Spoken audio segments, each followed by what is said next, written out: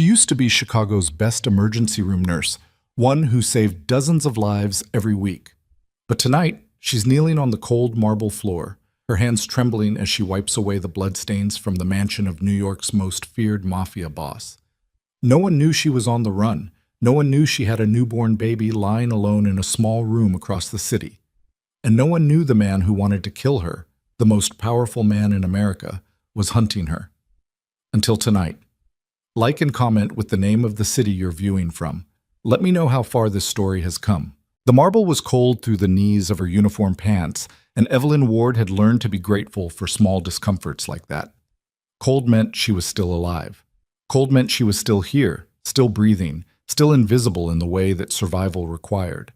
She pressed the rag harder into the stain, watching the deep red bleed into the white fibers. Wine, she told herself. Just wine. She'd been telling herself that lie for 3 months now, telling herself that the discoloration on the floors of the Castelli estate was always wine, never anything darker, because the alternative was thinking too hard about where she had landed and why, and thinking too hard about either of those things was a luxury she couldn't afford. The grandfather clock in the corridor struck 2 in the morning. The last of the guests had left an hour ago. Senators and judges and men whose names appeared on the sides of hospital wings, all of them kissing cheeks and clasping hands with men who made people disappear. The distinction between those two groups had never been as clean as she once believed. She understood that now in a way she hadn't at 28, when she'd been engaged to someone who occupied both categories at once. She wrung the rag over the bucket and watched the water go pink. Don't think about it.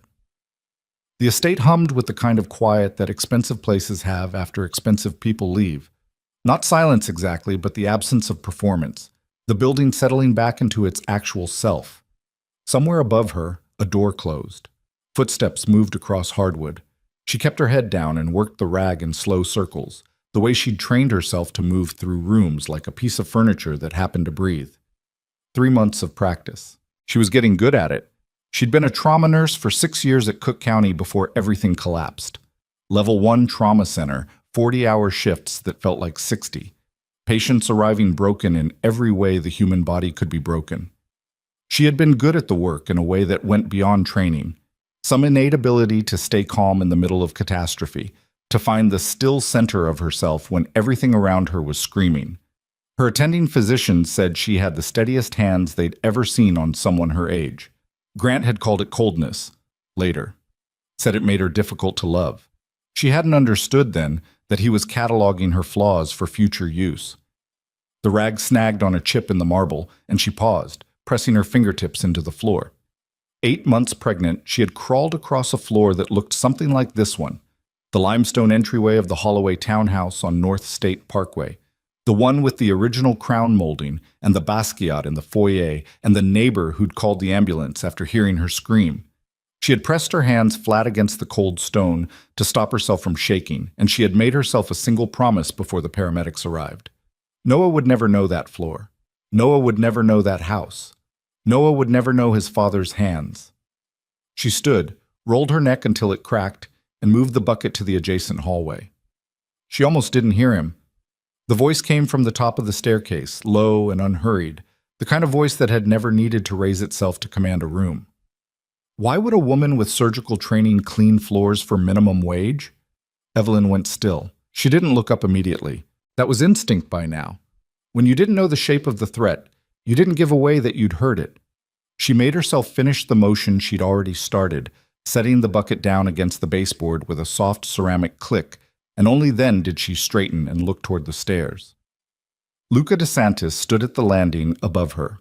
She'd seen him before, the way the staff always saw him, in peripheral glimpses, the back of a dark suit moving through a doorway, a profile backlit by the study window, a pair of hands folded over a dinner table at the far end of a room she was paid not to linger in. The pictures in the newspapers never quite captured what he actually looked like. The photographers always caught the severity, the hard jaw, the controlled stillness of his expression, but they missed the thing underneath it, the quality that made experienced men take a half step backward when he entered a space without being able to explain why they'd done it. He was 36 years old, and he looked like someone who had never been surprised by anything. Not once, not in his entire life. He was still wearing the jacket from the evening. No tie now, collar open, a faint trace of rain on the shoulders where he'd been outside at some point. He held a glass of whiskey loosely in his right hand, and he was looking at her with an expression that wasn't quite curiosity. Too careful for that. Too deliberate. More like a man who had already assembled the answer to his own question and was now waiting to see if she would try to give him a different one. "I'm not sure what you mean," Evelyn said. "The way you cleaned the arterial spray off the baseboard in the east hallway 3 weeks ago." He descended 2 steps, unhurried. "You used direct pressure on the grout lines. Hospital instinct. Someone who'd spent time around blood learns which way the fibers go." He paused. "It's not an accusation. It's an observation." She kept her face neutral. 6 years of trauma nursing had given her practice at that too, at presenting a calm surface while her internal systems ran full tilt beneath it, calculating, recalculating, mapping exit routes and worst-case scenarios. Her heart was doing something unpleasant at a high rate of speed. She kept her breathing slow. "I worked in healthcare a few years ago," she said. "I changed careers."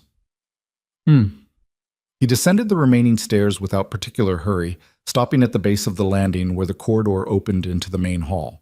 From this angle, she was aware of the distance between herself and the servant's entrance.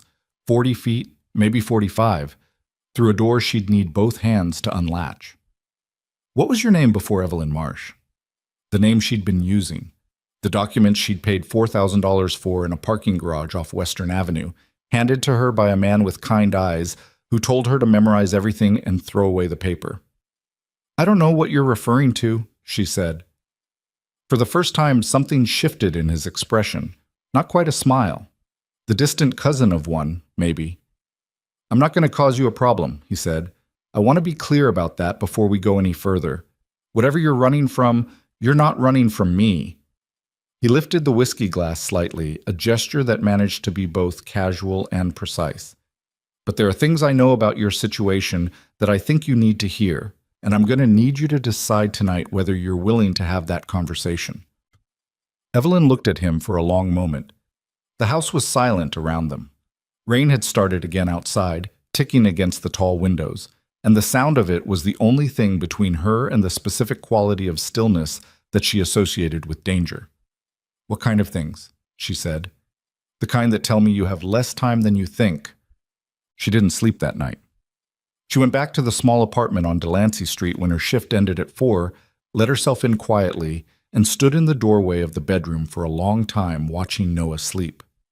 He was 4 months old, and he slept with his fists curled against his cheeks the way she imagined all newborns slept, though she hadn't known any other newborns. She'd delivered babies in the trauma bay before. Emergencies, complications, mothers who'd come in crisis. But she hadn't understood until Noah that the act of watching a small person breathe could contain the entirety of everything you had left to lose. She made herself go to the kitchen and drink a glass of water standing up. Her hands were shaking. She turned them over and studied them. Steady hands. That was what the attendings had said. Steadiest hands we've seen. The irony of that felt like something she would have laughed at a different version of herself. The version who had believed steadiness was a character trait rather than a performance you gave until your legs gave out. She tried to reconstruct what Luca DeSantis had said, parsing it for threat rather than information. "I'm not going to cause you a problem." That was what men said before they caused you a problem. She'd learned that lesson in a limestone entryway with her face against the cold floor. But there had been something in the way he said it. Men who were about to leverage something held the information differently. There was a quality of weight in their posture, a subtle forward lean, the way the body unconsciously positioned itself to receive something in return. Luca had stood at a distance she could not call crowding, and his voice had carried none of the compressed excitement of someone who believed they held a hand. He had sounded, genuinely, like someone delivering bad news they hadn't asked to deliver. She didn't know what to do with that. She went back to bed and lay on top of the covers with her clothes on, staring at the watermark on the ceiling, and slept in 40-minute intervals until Noah woke at 7. So, the next evening she returned to the estate for her shift and found a note in her locker. 3 words in handwriting that was spare and exact. "My study?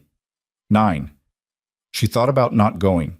She thought about it for the entire shift, scrubbing bathrooms, polishing silver, stripping the beds in the third-floor guest suite, running through the decision the way she used to run through a differential in the trauma bay.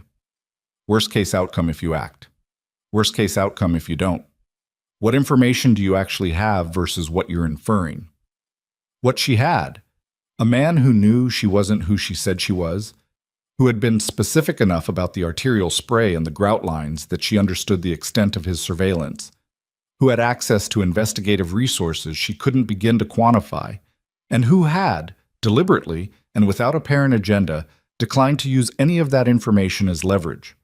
What she was inferring, that whatever he knew about Grant Holloway had arrived at the same conclusion she had spent 18 months trying to reach, that she was running out of runway. She went to the study at 9. The room was dark except for the lamp on the desk and the city's glow pushing against the windows. Floor-to-ceiling bookshelves, dark wood, the faint smell of leather, and something older underneath it. Not tobacco, not damp, but the specific smell of a room that had witnessed serious conversations over many decades. A drinks cabinet against the far wall. A desk that was large and clear of clutter in the way that power desks always were, communicating that the work happened elsewhere. Luca was sitting in a chair to one side of the desk rather than behind it, which surprised her in a way she couldn't immediately explain. He was wearing different clothes than the night before. No suit jacket, dark shirt, sleeves pushed to the elbow. He looked like someone who had been sitting in that chair for a while, doing something difficult. He didn't stand when she came in. He gestured to the chair across from him. She sat, did not lean back, kept her weight forward, her feet flat on the floor. "How did you find me?" she said. "First question, best question." "You interviewed here under a name that didn't exist 6 months ago," he said. "My head of household does background checks. The documents were good enough to pass the surface check, but I run a different kind of operation." He paused. "I had a name by the second week." "My real name." "Your real name." She held that for a moment. "And you didn't do anything with it." "I wanted to understand the situation before I did anything with it." He leaned forward, forearms on his knees, and looked at her directly. "Evelyn Ward, Cook County Hospital, engaged 18 months ago to Grant Holloway, heir to the Holloway Political Foundation. Disappeared at 8 months pregnant following a domestic incident that was reported to the CPD as a fall. The case was closed within 48 hours. He said it flatly, without inflection, the way you would recite facts you found sufficiently damning to not require editorializing. Grant Holloway reported you as a missing person 11 months ago. The investigation was conducted by the same detective who handled the original domestic incident report. "Commissioner Faraday," she said. "Faraday played golf with Grant's father for 23 years. He sat back. "I know." She had known most of what he was saying. She had assembled the same picture from different angles in a different city with fewer resources.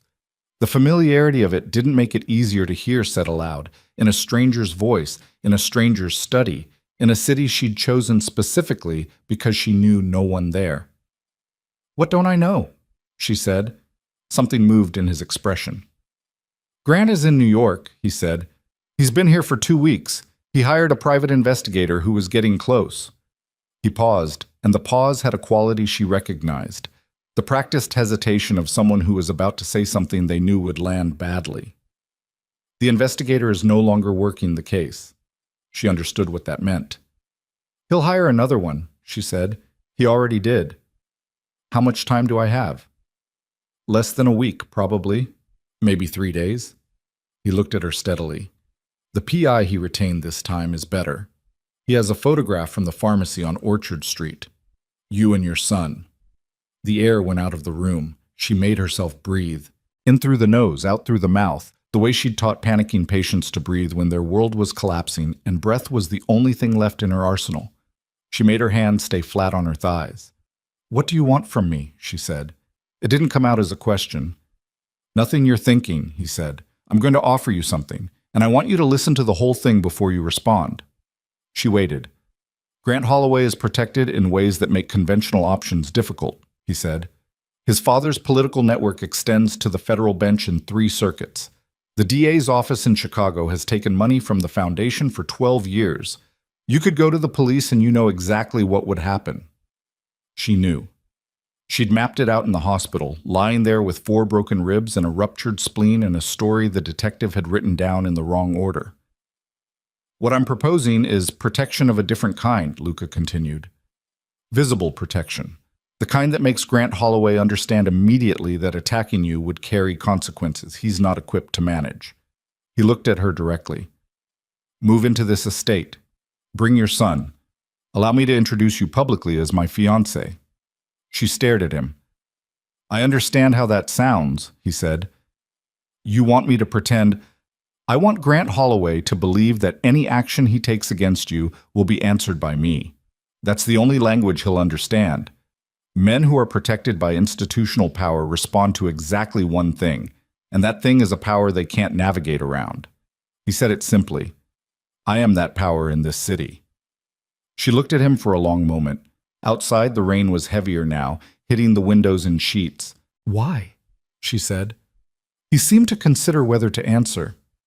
Because I know what the Holloway Foundation actually is, he said finally, and I have reasons of my own for wanting it dismantled. It wasn't the complete answer. She could tell. But it was enough of a corner of the complete answer that she could see its shape. She thought about Noah, 4 months old, sleeping with his fists against his cheeks. She thought about 3 days. There are conditions, she said. Tell me. My son is not a prop. He doesn't appear in photographs. He doesn't get used for optics. And if anything in this arrangement puts him at increased risk, it ends. Immediately. Agreed. I want my own room. I want a key to the exterior doors.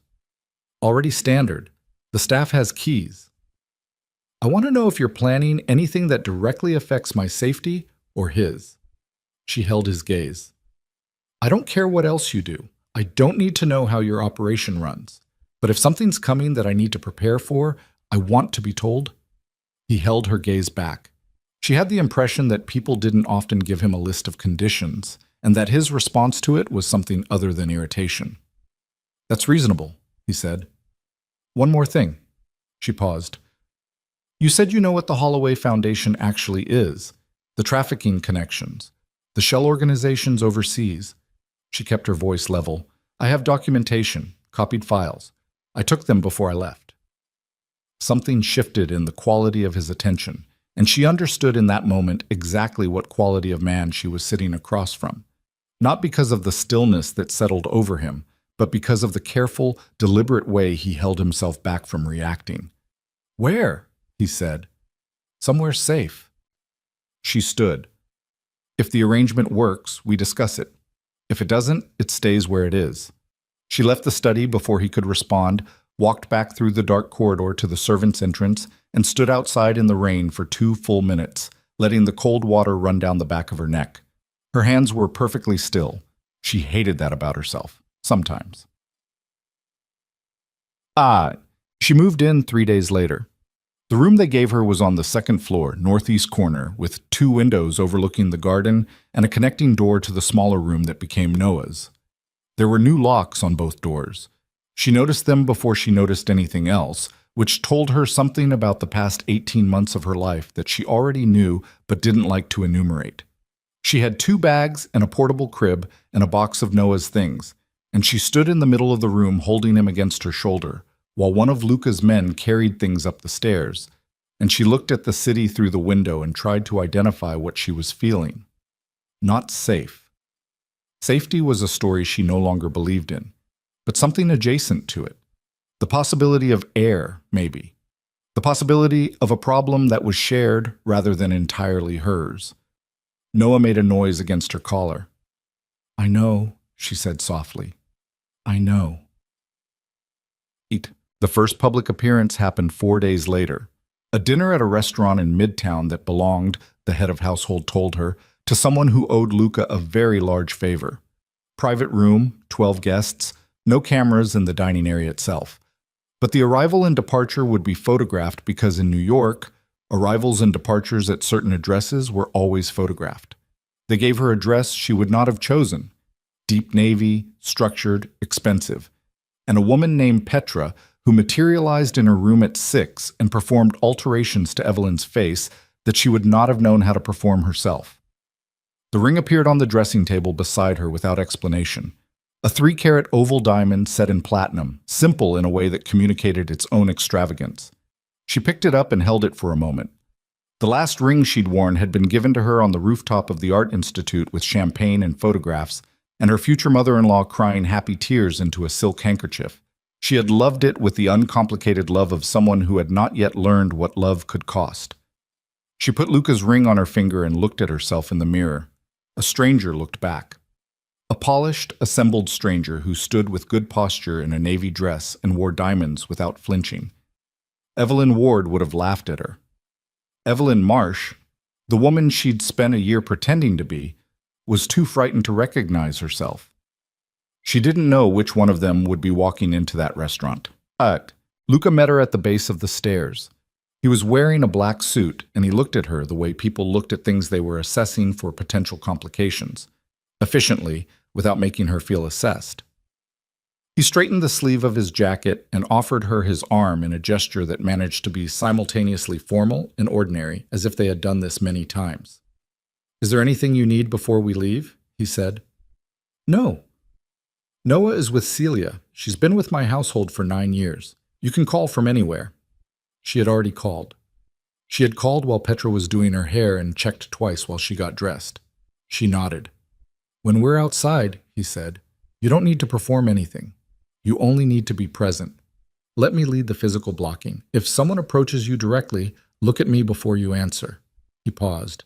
"If anything feels wrong, anything at all, you touch my arm and we leave." She looked at him. "That's it?" "That's it." He opened the front door, and the cold air hit her face, and the cameras flashed from the end of the driveway where photographers stood behind the gate, and Luca's hand was at the small of her back, present, steady, uninsistent, and she walked forward into the lights and thought, so this is how it starts. Across town, in a penthouse on the 63rd floor of a building she didn't know existed, Grant Holloway sat across from a man in a gray suit and looked at a photograph on a tablet screen. Evelyn. Clear resolution. Noah in her arms. He set the tablet down on the table between them and was quiet for a moment. "How long has she been with DeSantis?" he said. The man in the gray suit glanced at his notes. 3 days officially, but there's evidence of earlier contact. He knew about her before she moved in. Grant was quiet again, turning something over. "She told him," he said finally. The man waited. "She told him about the foundation." Grant's jaw worked. "She must have. Otherwise, why would he touch her? She has nothing. She's nobody. But if she gave him documentation..." He stopped. The man in the gray suit said nothing, because he was paid to provide information and not opinions. Grant stood up and walked to the window and looked out over the city. The lights of New York spread out below him in all directions, indifferent and enormous. He had spent 11 months telling himself she was frightened and alone, that she would run out of resources and come back or be found and brought back and the problem would resolve itself. He had been patient, which was not in his nature, and he had told himself patience was the right approach. He understood now that he'd been wrong. She hadn't been running. She had been building. "I want to meet with DeSantis," he said. The man in the gray suit looked up. "That's not..." "I didn't ask for your assessment." Grant turned from the window. His face had rearranged itself into something flatter and harder, the face that appeared behind closed doors and never in photographs. "Set it up, and find me everything you have on the DeSantis operation. Every pressure point, every exposure, every person he trusts." He picked up the tablet again, looked at the photograph one more time. If she thinks hiding behind a monster is going to protect her, she needs to understand something. He set the tablet face down on the table. "I'm the reason monsters exist." The photograph ran in 3 papers by morning. Not front page, below the fold in the society column, the kind of placement that looked accidental and wasn't. A single frame. Luca DeSantis exiting a black car outside Vittorio's on 54th, his hand at the back of a woman in a dark navy dress who was not looking at the camera. The woman's face was angled just enough toward the light to be identifiable to someone who knew her. The caption read, "DeSantis seen with unidentified companion at private dinner Thursday. Sources close to the family confirm engagement rumors." Evelyn found it on her phone at 6:15 in the morning, before Noah woke, sitting in the window seat of her room with the radiator ticking beside her and the city's gray early light pressing against the glass. She read the caption twice. She looked at the photograph. At herself, technically, though the woman in the frame had a posture she didn't recognize, a certain set to her shoulders that read as belonging somewhere. And then she set the phone face down on the cushion and breathed. One day at a time. That was the only math that worked. She could hear Noah beginning to stir in the next room, the specific quality of pre-cry sounds he made before he committed to actually crying. A series of small protests and adjustments. She went to him and lifted him out of the portable crib and held him against her chest while he decided whether the morning was acceptable. And she stood by the window in the gray light and looked out over the garden, and did not think about the photograph in 3 newspapers and the man 63 floors above the city who had seen them. She thought about the documentation instead. The files she had copied from Grant's study 8 days before she left Chicago, 14 months ago now, though it felt like a different lifetime measured in different units. Flash drive, encrypted, sitting inside a fake electrical outlet she'd installed herself in the apartment on Delancey Street. The apartment she'd vacated 3 days ago. The apartment that was now sitting empty with a new tenant moving in on the 1st. She had not retrieved the drive before she moved. That had been a miscalculation, and she knew it. She brought it up with Luca at 8 in the kitchen, which was the only room in the estate where the formality dropped to something approximating normal. The housekeeper, Mrs. Caruso, had learned within 24 hours of Evelyn's arrival that Noah required a specific temperature for his formula and had adjusted her morning routine accordingly without comment, and Evelyn had decided on the basis of that single adjustment that Mrs. Caruso was a person worth being honest with, in the limited ways she could afford honesty. Luca was at the counter with coffee and a newspaper, an actual physical newspaper, which she noted as the kind of detail that told you something about a person, and he looked up when she came in. "There's a problem," she said. He folded the paper. "Tell me." "I left something at the apartment, something important." She shifted Noah on her hip. "I need to go back today." He was quiet for a moment. "The documentation." It didn't surprise her that he'd worked it out. "I didn't have time to get it before the move. I thought I'd go back within the first couple of days, but the new tenant moves in today." "Yes." He picked up his coffee. "I'll send someone." "No." She said it flat. "I need to go myself. The concealment isn't obvious. Someone who doesn't know what they're looking for won't find it." He looked at her across the counter. He had a way of looking at people that didn't feel like observation. It felt like calculation, though not the cold kind, the kind that was actually paying attention. She held the eye contact. "Ricci will drive you," he said. "You don't go anywhere without someone in the next 48 hours. That's non-negotiable." "Fine." "How long will it take?" 10 minutes inside, maybe less?" He nodded once and looked back at his coffee, and she understood that the conversation was over and that she had gotten what she needed, and she stood there for a moment longer than she needed to, adjusting Noah in her arms, and tried to identify the feeling that came with winning a small argument against a man who could have ended the argument differently. She didn't have a name for it. The apartment on Delancey looked smaller than she remembered it, the way places always look smaller when you had already emotionally vacated them. The new tenant's boxes were stacked in the hallway outside the door, which meant she had a window of maybe an hour before the super showed up with the handover keys. Ricci waited in the car downstairs without being asked. She'd told him she needed 5 minutes, and he'd looked at the building and the block and made his own assessment and said, "I'll be here," which was what she would have said. She moved quickly through the apartment. Checked the closet out of habit, the bathroom, the strip of baseboard she'd used to store cash.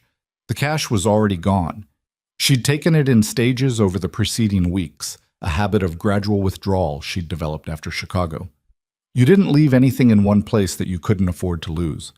The outlet was in the bedroom behind the nightstand. She pulled the nightstand out, found the plate, found the recessed cavity, found the drive. She held it in her palm for a second. 14 months of carrying this thing as an abstraction. The idea of it, the knowledge that it existed, the way you held a life insurance policy in your head without actually looking at the document. She had looked at the contents once, the night she copied them, sitting in the car outside the Holloway townhouse in the dark, while Grant slept 3 floors above her. She had scrolled through transfer records, shell company registrations, correspondence between Holloway Foundation officers and overseas entities whose names she'd later identified as trafficking front organizations. She had looked until she felt sick, and then she had encrypted the drive and told herself it was insurance. Insurance against what? She hadn't let herself finish the thought. She put it in her pocket and pushed the nightstand back.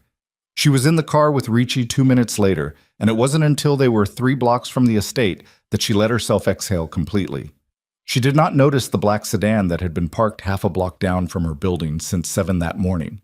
She did not notice it pull out when Ricci pulled out, or maintain exactly the right distance through 4 turns, or stop 1 block short of the estate gate and sit there for 11 minutes before moving on. The dinner invitation arrived that afternoon. Formal, stationery, delivered by hand, addressed to Mr. Luca DeSantis and guest.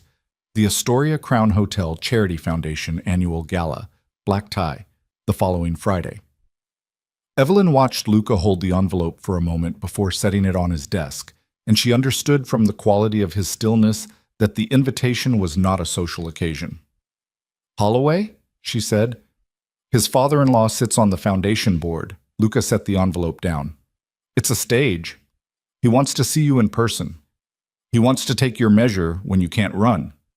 You're going to accept." "Yes." She stood in the doorway of the study and looked at him. He was at the desk now, turned slightly away from her, and the afternoon light from the window cut across the desk's surface and made the room look like a different century. "You could have told me instead of letting me figure it out from your face," she said. Something shifted at the corner of his mouth. Not quite an acknowledgement. "I'm still assessing how much advance warning is useful to you," he said. "Some people function better without it. I function better with information. I'm learning that." He looked at her directly now. "The gala will be covered. There will be photographers outside and press inside. It will be the first significant public appearance, and it will tell Grant Holloway everything he needs to know about what he's dealing with." He paused. "I need you to understand what that means. It means I have to be convincing.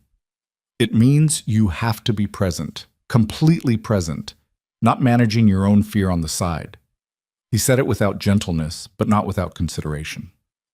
"If he sees you performing, he'll understand the arrangement is performance. And if he understands that, I know what he'll do." She said it sharply. "You don't need to finish that." He didn't.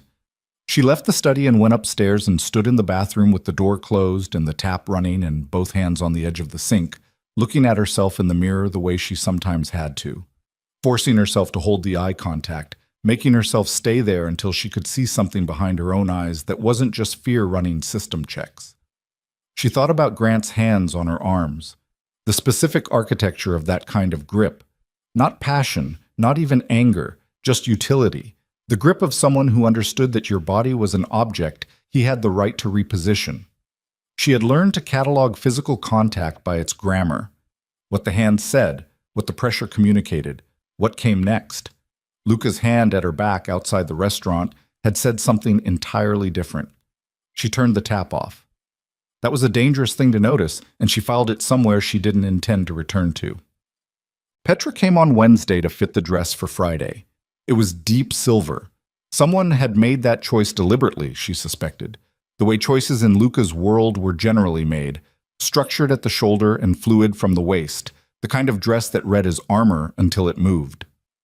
Evelyn stood on the low-fitting platform in her room while Petra worked pins in silence, and she held herself still with the specific stillness of someone whose body had learned stillness as a survival mechanism. "You've done this before," Petra said. Not a question. "Stood still while someone pinned fabric? Worn a version of yourself that wasn't the real one?" Petra's voice was neutral. She pulled a pin from between her teeth and worked it into the side seam. "It shows a particular way. Most people fidget." Evelyn said nothing. "The ring sits correctly," Petra said, glancing at her left hand. "You wear it like it belongs there." "I was engaged once." Petra nodded as if this confirmed something. "The first one always teaches you how." She left the room at 5 without elaborating, and Evelyn stood in the silver dress and looked at herself in the long mirror and thought that Petra was either perceptive or she had worked for Luca long enough that she understood the specific grammar of women who arrived in his house carrying damage they hadn't asked for. Probably both. Thursday brought rain and a complication she hadn't anticipated.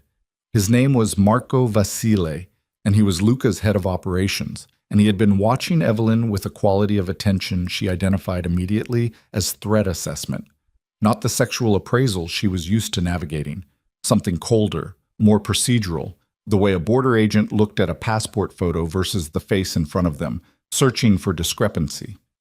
He found her in the first-floor corridor at 2 in the afternoon, which she did not believe was accidental. Ms. Marsh, he said, using the name he'd been given, which meant either he didn't know her real one or he was choosing not to use it for reasons of his own. Mr. Vasile. He was 40, compact, with a face that was not unkind and eyes that were not warm. The combination gave him the appearance of someone who had made deliberate decisions about which aspects of himself to cultivate. He fell into step beside her, unhurried. "I want to be straightforward with you," he said. "People who want to be straightforward usually are without announcing it first." A slight pause. "Fair point." He slowed slightly and she matched it. Luca makes decisions quickly. He decides something is the right move and he executes it. He's usually right, but usually isn't always. If you're asking whether this is a mistake, I'm not asking you anything. He stopped walking and she stopped too. They were by the window at the end of the corridor, rain moving in sheets outside. "I've been with Luca for 12 years. I've watched him make 3 decisions out of something other than strategy. 2 of them cost him." He looked at her directly. "I want to know if you understand what you're putting him in the middle of." She looked at him back. "He put himself in the middle of it." "He did, and that's what concerns me." He let that sit for a moment. The Holloway family doesn't fight clean. They fight institutional. They'll look for exposure in his operation, regulation, federal investigation, leverage through political allies. They'll try to make being connected to you more costly than whatever he's getting out of the arrangement. He's getting access to documentation that dismantles their trafficking network. He's getting something more than that, or he wouldn't have moved you into the house. He said it without accusation, just precision. "I've known him a long time. I know the difference." She kept her expression even. "What do you want from this conversation?" "I want you to be worth it," he said simply. "I want whatever you're carrying, so the documentation, the exposure, whatever it is, I want it to be enough that when this gets ugly, and it will get ugly, he's holding something that justifies the cost." He paused. "Is it?" She thought about the drive in the inside pocket of her bag upstairs, the 14 months of carrying it, the night she'd sat in the dark car and scrolled through transfer records and felt her world reconfigure itself around the knowledge of what Grant's family actually was. "Yes," she said. Vasily studied her for another moment. Then he nodded, once, the kind of nod that wasn't agreement but was acknowledgement, and he walked back down the corridor and left her by the rain-streaked window. She stood there for a while after he was gone. She had liked him, despite everything. Or maybe because of it. She told Luca about the conversation that evening. He was in the study again. She had the impression he spent most of his evenings in the study, that it was his natural habitat the way a trauma bay had once been hers. And he listened without interrupting, his expression unreadable. When she finished, he was quiet. "He shouldn't have approached you directly," he said. He was honest. He was concerned. Something moved in his jaw. "Marco's been concerned about me making personal decisions since I was 28 years old. It doesn't mean he's wrong to have the concern, but it's not his call." He said this is more than strategy for you. The silence that followed had a different quality from his other silences. She had, over the past week, become something of a student of his silences. The way some people who spend enough time in hospital environments learn to read vital signs on a monitor without consciously thinking about it, pattern recognition below the level of intention. This one was careful in a way that told her he was deciding something. "Marco is sometimes correct," he said. "Does that change anything for you?" She looked at him across the desk. The lamp threw a warm circle that didn't reach the corners of the room, rain on the windows. The city's lights blurred and distant. I need to know if it compromises your judgment, she said. No. Can I trust that? You can trust that I know the cost of compromised judgment. He held her gaze. I've paid it before. I know what it looks like, and I know how to avoid it. He paused. What I'm doing is strategic. The fact that it's also something else doesn't change that. She accepted that.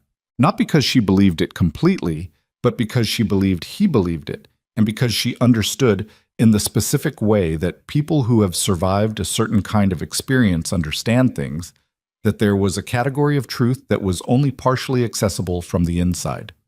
She went to bed at 11 and lay in the dark, listening to Noah breathe through the monitor, and thought about Friday.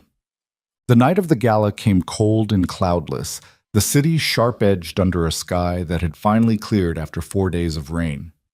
Evelyn stood at the window of her room in the silver dress and watched the cars moving on the street below, and felt the particular alertness that came before a thing you had been dreading. Not quite fear, closer to the preoperative stillness she used to enter before a major procedure, the body gathering itself, clearing the desk. Luca knocked at 7:15. She opened the door. He looked at her for a moment without saying anything, and she had learned enough about his economy of expression by now to understand that the moment meant something, though she did not examine it too closely. Ready? He said. No, she said. Let's go anyway. Something that was almost a smile. They went. The Astoria Crown Hotel lobby was white marble and engineered light, and 50 years of New York money arranged decoratively around a function room designed to make you feel like power was normal, like being surrounded by it was unremarkable. The Charity Foundation's banner stretched across the mezzanine. Photographers were held back behind a rope line at the entrance, camera flashes firing in bursts as each car arrived. They walked in together, Luca's hand at her back, and the flashes went continuous. She saw him before he saw her. Grant Holloway was standing near the far end of the receiving area with a drink in his hand and the specific posture of someone who had been watching the entrance for a while. He was in black tie, and he looked exactly the way he always looked in formal settings, polished to a point just short of aggressive, handsome in the particular way of men who had always been told they were, which made them handsome in the way of something expected rather than discovered. He had a woman beside him she didn't recognize. His eyes moved across the entrance crowd, and then they found her and stopped. Something happened in his face. It wasn't exactly shock. He'd known she would be here. He'd planned this encounter. But the photograph in the newspaper and the reality of her standing 20 meters away from him in a silver dress on the arm of Luca DeSantis were apparently different scales of the same fact, and his body processed the difference before his expression could catch up with it. She watched his jaw tighten. Luca felt the change in her. She knew he did because his hand shifted slightly at her back, a minimal adjustment of pressure that communicated awareness without drawing attention, and he turned his head a fraction and said very quietly, "Don't look away." She didn't. She held Grant's gaze across the marble room until he was the one who looked away, and she told herself the thing pounding in her chest was adrenaline and nothing else. They did not encounter each other directly for the first 90 minutes. It was choreography, she understood. A room full of powerful people who understood choreography, all of them moving in patterns that looked social and were actually positional.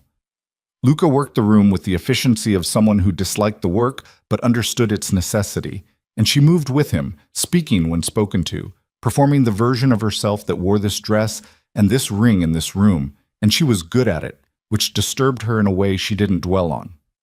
She saw Marco Vasile near the bar, not drinking, watching. She caught his eye once.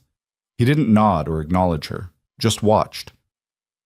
At 10:15, Luca stepped away to speak with a man near the windows.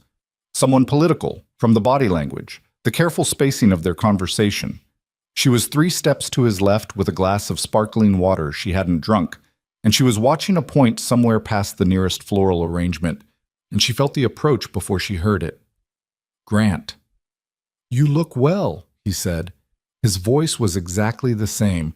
She had spent 14 months hearing it in her sleep, and here it was, just the same, just a voice coming from the same direction as always, slightly above and slightly behind, the position he favored. She turned around. "Grant?" He was alone.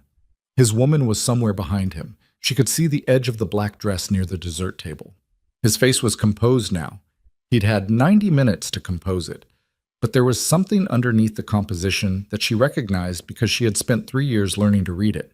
The tight thing around his eyes, the specific quality of his stillness when he was working not to show his hands. He was furious. "This is embarrassing," he said quietly. "You understand that, right? Whatever you think this is, I'm not having this conversation. You're going to have it."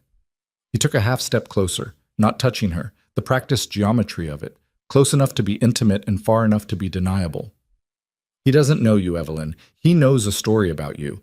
The moment he figures out who you actually are, the kind of person who steals private files and runs instead of, 'I didn't steal anything.'"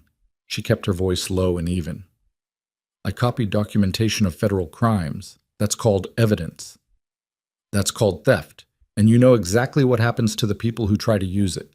His voice dropped further. "You have a son. You want to think very carefully about the decisions you make for the next. Don't." The word came out with a specific edge she hadn't entirely planned, hard and certain, and she watched it land on him. "Do not put Noah in this conversation. Ever. For any reason." His expression shifted, and for one moment she saw the thing he usually kept behind the handsomeness. Not anger exactly, more like contempt, the kind that was so practiced it had calcified into something else. "You think he's protecting you?" Grant glanced toward where Luca stood at the windows, then back to her. "He's using you. That's what men like him do. Your leverage. Your documentation he wants access to and a story he can use against my family, and when that's done, you should leave. When that's done, you'll be exactly where you were, alone, scared, and this time there won't be anywhere left to run." She looked at him steadily. Her heart was doing the same fast, terrible thing it always did around him, but her hands were still. She checked, could feel them still at her sides, and she looked him in the eyes and said nothing, because she had learned that the most destabilizing response to Grant Holloway was silence. He waited for her to break it. She didn't. Something shifted in his face, and he adjusted his jacket, and he was about to say something else when a hand came down on his shoulder. Not Luca. "Vasile." "Mr. Holloway." Vasile's voice was pleasant in a way that contained nothing pleasant. "I don't think we've been introduced." Grant looked at the hand on his shoulder. He looked at Vasile. He made the calculation that most people made when they encountered Marco Vasile in this configuration, and he smoothed his expression and stepped back. "No," he said, "we haven't. Enjoy the rest of your evening." Vasile said it without inflection, and it landed exactly as intended. Grant walked away. Evelyn exhaled once, controlled. Vasile stood beside her for a moment without saying anything, watching Grant's back. "You handled that well," he said. "I've had practice." "I know." He paused. "Luca's on his way back. He didn't see it. He was turned away. You don't have to tell him." She looked at Vasile. "I'll tell him." Something in his expression shifted. Not quite approval, something quieter than that. "Good," he said, and moved away. She told Luca in the car on the way back. All of it, in order, without editorializing. She watched his face in the intermittent light of passing street lamps while she spoke. The planes of it going very still, the jaw tightening once, a quality of controlled something filling the space behind his eyes that she had not seen in him before in quite that concentration. When she finished, he was quiet for a long time. "He threatened Noah directly," he said. "Implied. He didn't say his name. He said, 'Your son.'" "Yes." Another silence. The car moved through the city. She watched his hands on his thigh. Not a gesture, just where they rested, still and deliberate. "I need to know something," he said. "Ask." "The documentation, the drive." He looked at her. "Is it enough?" "On its own, independent of anything I can add to it, is it enough to end them?" She thought about the files, the transfer records, the names and numbers and dates, the correspondence that tied foundation officers to organizations that moved people across borders in shipping containers. "It's enough for federal indictment," she said. "It's enough for complete institutional destruction.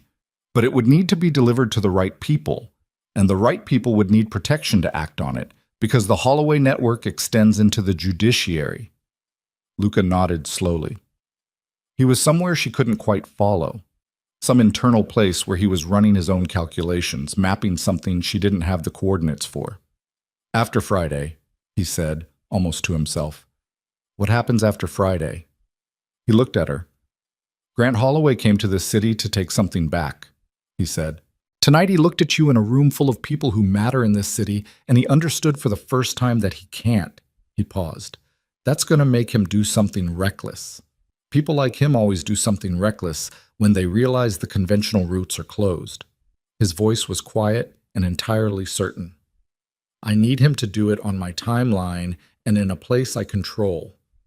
She looked at him for a long moment. You're setting a trap, she said. I'm letting him walk into one. He turned back to the window. There's a difference. The car turned onto the block approaching the estate. The gates were lit. Two men she'd learned were always there were at their positions, and the sight of the building, solid, lit, its windows warm, produced something in her chest that she was careful not to examine too closely. Evelyn? She turned. His face was unreadable in the half-dark of the car, but there was something in the way he said her name, the real one, the one he'd known before she'd told him, that landed differently from the way everything else did. I want you to understand something, he said. What Holloway said tonight, about what I am and what I want from this arrangement. He held her gaze. He was right that I'm not a simple man. He was wrong about everything else. She didn't answer. She didn't trust what she might answer. The car stopped. The door opened. She stepped out into the cold air of the estate and heard Luca behind her and walked toward the lit front entrance and told herself she needed to sleep. She needed to think clearly. She needed to not stand in darkened cars having conversations that moved the furniture around inside her chest. She was halfway to the door when her phone buzzed. She stopped. Unknown number. A text message, 3 words and an address. Check your apartment. She stood in the cold and read it twice. The apartment on Delancey was empty, had been empty for 4 days. There was nothing left there. She'd checked everything, she'd taken everything that mattered, she'd stood in the middle of each room and done a full account. Except. She had checked for what she knew to look for, not for what someone else might have left behind. Luca had come up beside her. He read the message over her shoulder without asking permission, and she felt the quality of his stillness change, become something denser, more purposeful, the way air changed before weather. Don't go, he said. It could be... It's Holloway. His voice was flat. It's a message, or it's a trap. Either way, it's him. Her hand tightened around the phone. Her mind went to the apartment, the layout, the closet, the outlet behind the nightstand. She had the drive. She had taken the drive. There was nothing there he could use. Unless he hadn't been looking for what she'd left, unless he'd been leaving something for her to find. He was in my apartment, she said. The certainty of it arrived without announcement. The black sedan she hadn't noticed that morning, the 11 minutes it had sat outside the gate. She had walked into that building and spent 7 minutes inside and walked back out with the drive in her pocket, and she had been watched the entire time. Not to stop her, to see her, to confirm she was there, to confirm the drive existed, to... He knows I have the files, she said. Luca's hand was on her arm. Not restraining, present. Come inside, he said. She looked at the text one more time. 3 words. Check your apartment. Not a question, not a demand. A message delivered with the particular confidence of someone who had already moved the pieces to where he wanted them, who was now simply informing you of the new shape of the board, who wanted you to know that while you had been performing safety in a silver dress in a charity ballroom, he had been somewhere else entirely, doing something you hadn't seen coming. Grant Holloway hadn't come to New York to argue. He had come to take everything. And tonight, standing outside a house that wasn't hers, holding a phone with a message from a man who had once put her on a limestone floor, Evelyn Ward understood with terrible clarity that the trap Luca had been planning to set had already been... Luca's hand closed around her arm, and she let him pull her inside because her legs were doing the thing they sometimes did. Not shaking exactly, more like the structural certainty going out of them, the way a building felt before it settled. And she walked through the front entrance of the estate and heard the door close behind them and stood in the foyer under the lights, while the warmth of the house pressed against her cold face. Vasile was already there. She didn't ask how. She had stopped asking how Vasile knew things. It was a feature of him, like his compact stillness and his eyes that were always doing something more than looking. "The apartment," Luca said. "I know." Vasile was looking at his phone. "Ricci's already on the way. I've got 2 more going around the back." He glanced up. "You should both be inside until we know what's there." Evelyn was still holding her phone. The text message was still on the screen book. "Check your apartment."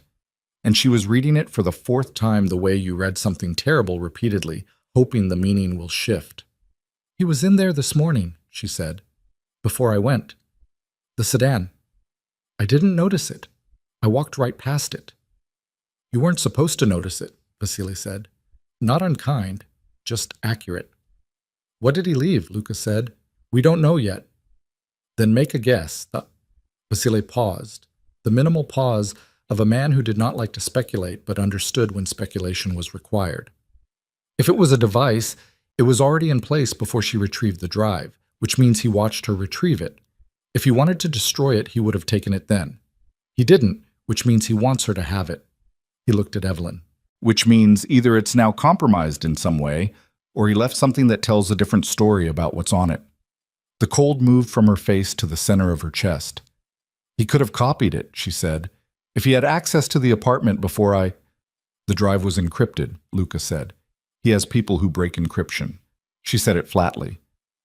"He has a technology division inside the Foundation. I knew about it before I left. They were using it to sanitize internal communications." She looked at Luca. "If he had even 2 days with the apartment before this morning—" "He's had 4, Vasile said. The silence that followed that sentence was the specific silence of people absorbing a number that changes the shape of everything. 4 days. She had moved in 4 days ago. The apartment had been empty, ostensibly empty, apparently empty, for 4 days, and she had walked back into it that morning and spent 7 minutes inside and walked out believing she had the only copy of the thing she'd been carrying for 14 months, and the entire time. "He could have altered the files," she said. Luca's head came up.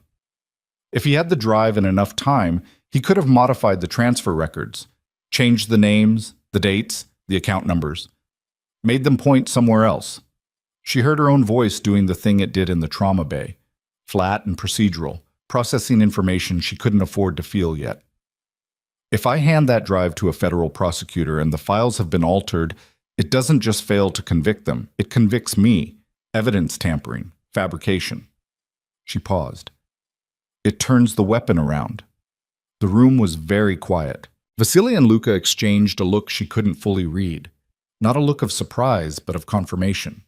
The look of 2 men whose calculation has arrived at an answer they already suspected. "That's the play," Vasile said quietly. Luca said nothing. His jaw was tight. He was somewhere behind his eyes, and she had enough experience with him by now to understand that the deeper he went behind his eyes, the worse the thing he was turning over. "I need to check the drive," she said. "Tonight. I need to compare what's on it against—" "What?" Luca said. "I sent copies." She said it before she'd decided to. "Before I left Chicago. Not the full files, fragments, account numbers, correspondence headers, things that would only matter if you knew what they corresponded to. I sent them to an address that isn't connected to me." She paused. "I can cross-reference. If the drive's been altered, the discrepancies will show." Luca looked at her for a long moment. "You've been planning for this," he said. "I've been planning for everything," she said. "For 14 months. That's what you do when you're running." Ricci called from the apartment at 11:40. Evelyn was in the study with Luca and Vasile, the drive plugged into a laptop that belonged to a man Vasile had called and who had arrived within 20 minutes carrying a case that was not the case of a man who worked in EAT professionally. He was young and thin and did not make eye contact with anyone and worked with the focused speed of someone who billed by the problem rather than the hour. Vasile took the call in the corridor. He came back after 2 minutes. Microcamera, he said. Behind the smoke detector in the bedroom, already transmitting. He paused. It's been active since Tuesday at minimum, probably longer. The information landed in the room without drama, which made it worse. Tuesday. She had gone back to the apartment on Thursday morning. 2 days of footage before she'd even entered the building. 2 days of an empty room, a nightstand, an outlet cover. And then the footage of her pulling the nightstand out, removing the plate, taking the drive, standing there for that single unguarded second with it in her open palm. He saw my face, she said.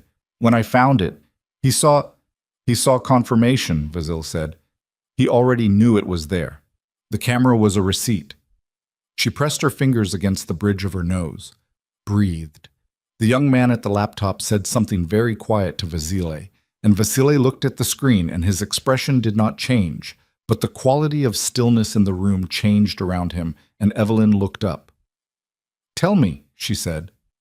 The core files are intact, Vasile said. Transfer records, correspondence, the shell company registrations. He didn't alter them. She exhaled. But there's a second partition. Vasile looked at her directly. Password protected. It wasn't there before. She stared at him. Someone added a folder to the drive, he said, while it was in the apartment, while you were living here, before you retrieved it. The young man at the laptop turned the screen slightly so they could see it. A folder icon, unnamed at the edge of the drive's directory. Clean. No metadata showing creation date. That had been stripped, which was itself information. Open it, Luca said. I can try to break the... Open it. It took 11 minutes. Evelyn sat in the chair across from the desk and did not look at the screen, while the young man worked because looking at something you couldn't yet see produced a quality of dread that was not useful, and she was managing her useful reserves carefully. She looked at her hands instead, turned the ring on her finger once, the oval diamond rotating against her knuckle. She thought about what Grant had said at the gala. He's using you. The flat certainty of it. The way he always delivered the most corrosive things in the most neutral voice. The way he had said it was an accident to the detective on the phone while she lay 8 feet away with 4 broken ribs. She heard the young man say something. She looked up. The folder contained 43 files. She went through them in order, standing behind the young man's shoulder, and she understood what she was looking at by the 3rd file, and understood its full implication by the 8th and by the 20th. She had walked to the window and was standing with her back to the room and her forehead not quite touching the cold glass. 43 files. Photographs, bank records, a series of encrypted communications that had been decrypted and printed as PDFs. All of them bearing the same name in various configurations. Account holder, signatory, correspondence recipient. Luca DeSantis. Not fabricated. She knew fabricated documents. She had spent months learning to read the seam lines of constructed paper trails, the places where the texture didn't quite match. These had the specific density of real records, real transfers, real correspondence between Luca's financial infrastructure and 3 of the same offshore entities that appeared in the Holloway Foundation files. The same entities, the same accounts. Different years. The transfers predated the Holloway Foundation's involvement by 4 years, which meant one of 2 things, and both of them were devastating, and she stood at the window and made herself breathe through the specific terrible clarity of a differential that had only bad outcomes. Either Luca DeSantis had been doing business with the same trafficking networks that Grant's family used independently and prior to her arrival, which meant she had walked her son into the house of a man who was not a better version of the thing she was running from, but the same thing with a different face. Or the files were constructed, sophisticated, near perfect, but constructed, which meant Grant Holloway had prepared this contingency before she'd even arrived in New York, had spent time and serious resources building a parallel narrative that could be activated the moment she tried to use the original documentation, turning everything she had into a liability the moment she handed it to anyone. She heard Luca's voice behind her. Evelyn? She didn't turn around. Tell me what you're thinking, he said. I'm thinking about the differential. Her voice came out steadier than she expected. 2 possible explanations. One of them ends the same way Chicago ended. The other one is a trap so well constructed I can't tell it from the truth without information I don't currently have. A pause. Turn around. She turned around. His face was doing something she had not seen it do before. Not anger, not the controlled something she'd watched fill his eyes when she told him about Grant's hands at the gala. Something more exposed. A quality of being looked at that he had not chosen, was not managing, that was simply happening to him in real time. Ask me, he said. Are these real? No. How do I know that? He held her gaze. You don't. Not tonight. He said it without deflection, without the qualified non-answer she had been bracing for, and the directness of it was so clean it temporarily dislodged something in the careful machinery she was running. Tonight, you only have my word. Your word. And the fact that if I wanted to traffic people, I wouldn't need to partner with the Holloway Foundation to do it. He said it with a flatness that was not callousness. A man accounting for his own capacity accurately, without vanity. I have infrastructure they could only dream about. The partnership doesn't make operational sense. Criminals do operationally nonsensical things. They do. But I don't. He looked at her steadily. I know what those organizations are. I know what they move. There are things I do and there are things I don't do, and that category of thing is something I have never and will never. Then who made these files? He paused, and in the pause she watched him arrive at something. She watched it land on him with the specific weight of information that rearranged existing knowledge. Not new information exactly, but existing information arriving in a new configuration, the pieces falling into an alignment that had been blocked before. She watched his expression go from the exposed quality back to stillness, but a different stillness from his usual one, colder, more inward. He turned to Vasily. Get me Coretti's financials, he said. Tonight. Vasily's expression did not change, but something shifted in his eyes. Luca. Now. Vasily looked at him for 2 seconds, the look of a man who had been beside someone long enough to know when not to push back, and left the room. Evelyn looked at Luca. Who is Coretti? He picked up his glass, found it empty, set it back down. Daniel Coretti, he said, my head of financial operations, 12 years with the organization. He manages every external account I have, every shell structure, every clean fund. He was looking at the middle distance, not at her. He's the only person with access to the account architecture that would be needed to construct those records convincingly. She stared at him. You think someone inside your organization? I think someone inside my organization has been in contact with Grant Holloway. He said it quietly and with the terrible precision of someone putting a name to a thing they had not wanted to name. And I think they've been in contact long enough to build something this detailed. The room was very quiet. How long? She said. Long enough. He finally looked at her. Which means they knew you were here before the newspapers ran. Which means information about your documentation, about your son, about the apartment. He stopped. She felt the cold move through her again. The camera, she said. Ricci found the camera in my old apartment. But this house.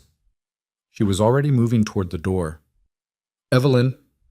She took the stairs 2 at a time and was down the corridor and through the door of Noah's room in 14 seconds.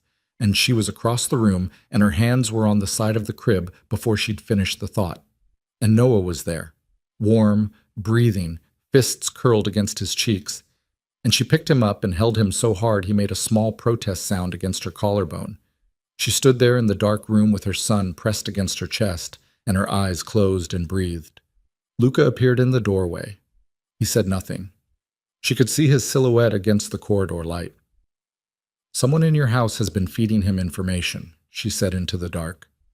Everything he did tonight, the gala, the message, the camera, these files, he knew where I was, he knew what I had, he knew my movements. She opened her eyes. Because someone in here told him. A long silence. Yes, Luca said. Who? I don't know yet. How many people knew I had the drive? He was quiet for a moment. 4, including you. Myself, Basile, and 1 other. He paused on the last 2 words in a way that told her something. Not Vasile, she said. No. Then who is the fourth person?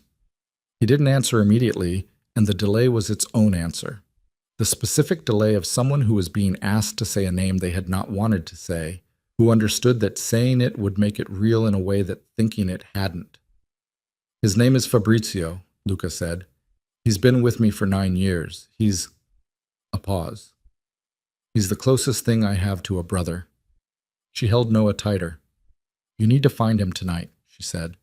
I know. Tonight, Luca. Not tomorrow. Not when you've had time to... I know. His voice was very quiet. I know. Vasile returned at 12:40 with Coretti's financials on a tablet and a face that had shed its professional neutrality, somewhere between the desk downstairs and the corridor outside Noah's room. He handed the tablet to Luca without speaking. Luca looked at it for a long time. Evelyn sat in the chair in the corner of Noah's room, holding the baby, and watched Luca's face in the corridor light, and watched it do the thing she had not seen it do before and never wanted to see again. The thing that happened when someone who had built a controlled internal world found the place where the control ended. His jaw tightened. Then it released. Then the stillness came back, but it was a different stillness now. The stillness of a decision rather than a disposition. He handed the tablet back to Vasile. Where is he? Luca said. 4th floor, Vasile said. He came in 2 hours ago. He doesn't know we... Keep it that way. Vasile nodded. Luca looked at Evelyn. Stay in this room, he said. Both of you. Lock it from inside. Don't open it for anyone except me or Vasile. She looked at him. What are you going to do? He held her gaze for a moment, and she saw something in his face that was not theatrical, not performed, not the quality of controlled menace she associated with the way he occupied a room. This was simpler than that, and worse in a different way. The face of someone who was about to do something that cost them something real. What I should have done before any of this reached you, he said. He left. She sat in the chair in the dark room for a long time after he was gone, listening to the sounds of the house. Noah fell back asleep against her shoulder. The radiator ticked. Somewhere above her she heard footsteps. Not many, careful, the footsteps of people who were not trying to be quiet in the way of aggression, but in the way of precision, people who knew where they were going and did not want the building to know before they arrived. Then voices. Not the words, just the texture of them. A high corridor, she thought, or a room with good walls. The voices were low, and then they were not, and she heard a single specific sound that she had heard before in a different context in a different city, and that she identified before her conscious mind could redirect her away from identifying it. The sound of a person arriving at the end of something. Then quiet. She held Noah and breathed. She thought about the files on the drive, the real ones, the ones she had carried for 14 months, the ones that could end the Holloway Foundation if they reached the right people. She thought about the false files in the second partition, the constructed records bearing Luca's name, and she thought about the kind of preparation that took, the months of planning, the access required, the specific intimacy of the betrayal. Someone close enough to Luca to know his financial architecture, someone close enough that the word brother had lived in his voice when he said the name. Grant had found the seam, not in the arrangement between her and Luca, not in the documentation or the legal exposure or the political maneuvering. The seam in the thing underneath all of that, the human thing, the trust that people built with other people over 9 years, the kind of thing that felt like certainty until the moment it wasn't. He had found it, and he had pulled. And now something that had been whole was not. The lock on the door. She got up slowly, careful not to wake Noah, and crossed to the door and stood with her ear against it. Quiet corridor. She could hear the low electrical hum of the house, the faint sound of rain beginning again outside. Her phone buzzed. Luca. Come to the study. Bring nothing. Leave the door locked behind you. She looked at the message. She looked at Noah in the crib, settled on his back, arms above his head in the way of small people who had not yet learned to take up less space as a precaution. She set the monitor on the dresser and turned the volume up. She left the room, locked it behind her, and walked down the corridor toward the stairs, and toward whatever Luca's study contained now that it hadn't contained an hour ago. And she was 3 steps from the study door when it opened from the inside and Marco Vasile came out and stopped when he saw her. He looked different than he had at the gala. Not disheveled, he was never disheveled, but carrying something that wasn't usually visible on him, something that sat around his eyes. "He's ready for you," Vasile said. She looked at him. "Is it done?" A pause. "Fabrizio gave us everything," Vasile said. "The full scope of the arrangement. How long it had been running, what Holloway knew, and when." He paused again. "It's been going on longer than tonight, longer than this week." She stared at him. "How long?" 4 months. Vasile held her gaze without flinching. "He reached out to Fabrizio 4 months ago, before you arrived, before any of this." He paused. "He knew you were in New York, and he knew Luca had found you, and he..." He stopped. She understood. "He engineered it," she said. "Grant engineered the arrangement." Vasile didn't answer, which was an answer.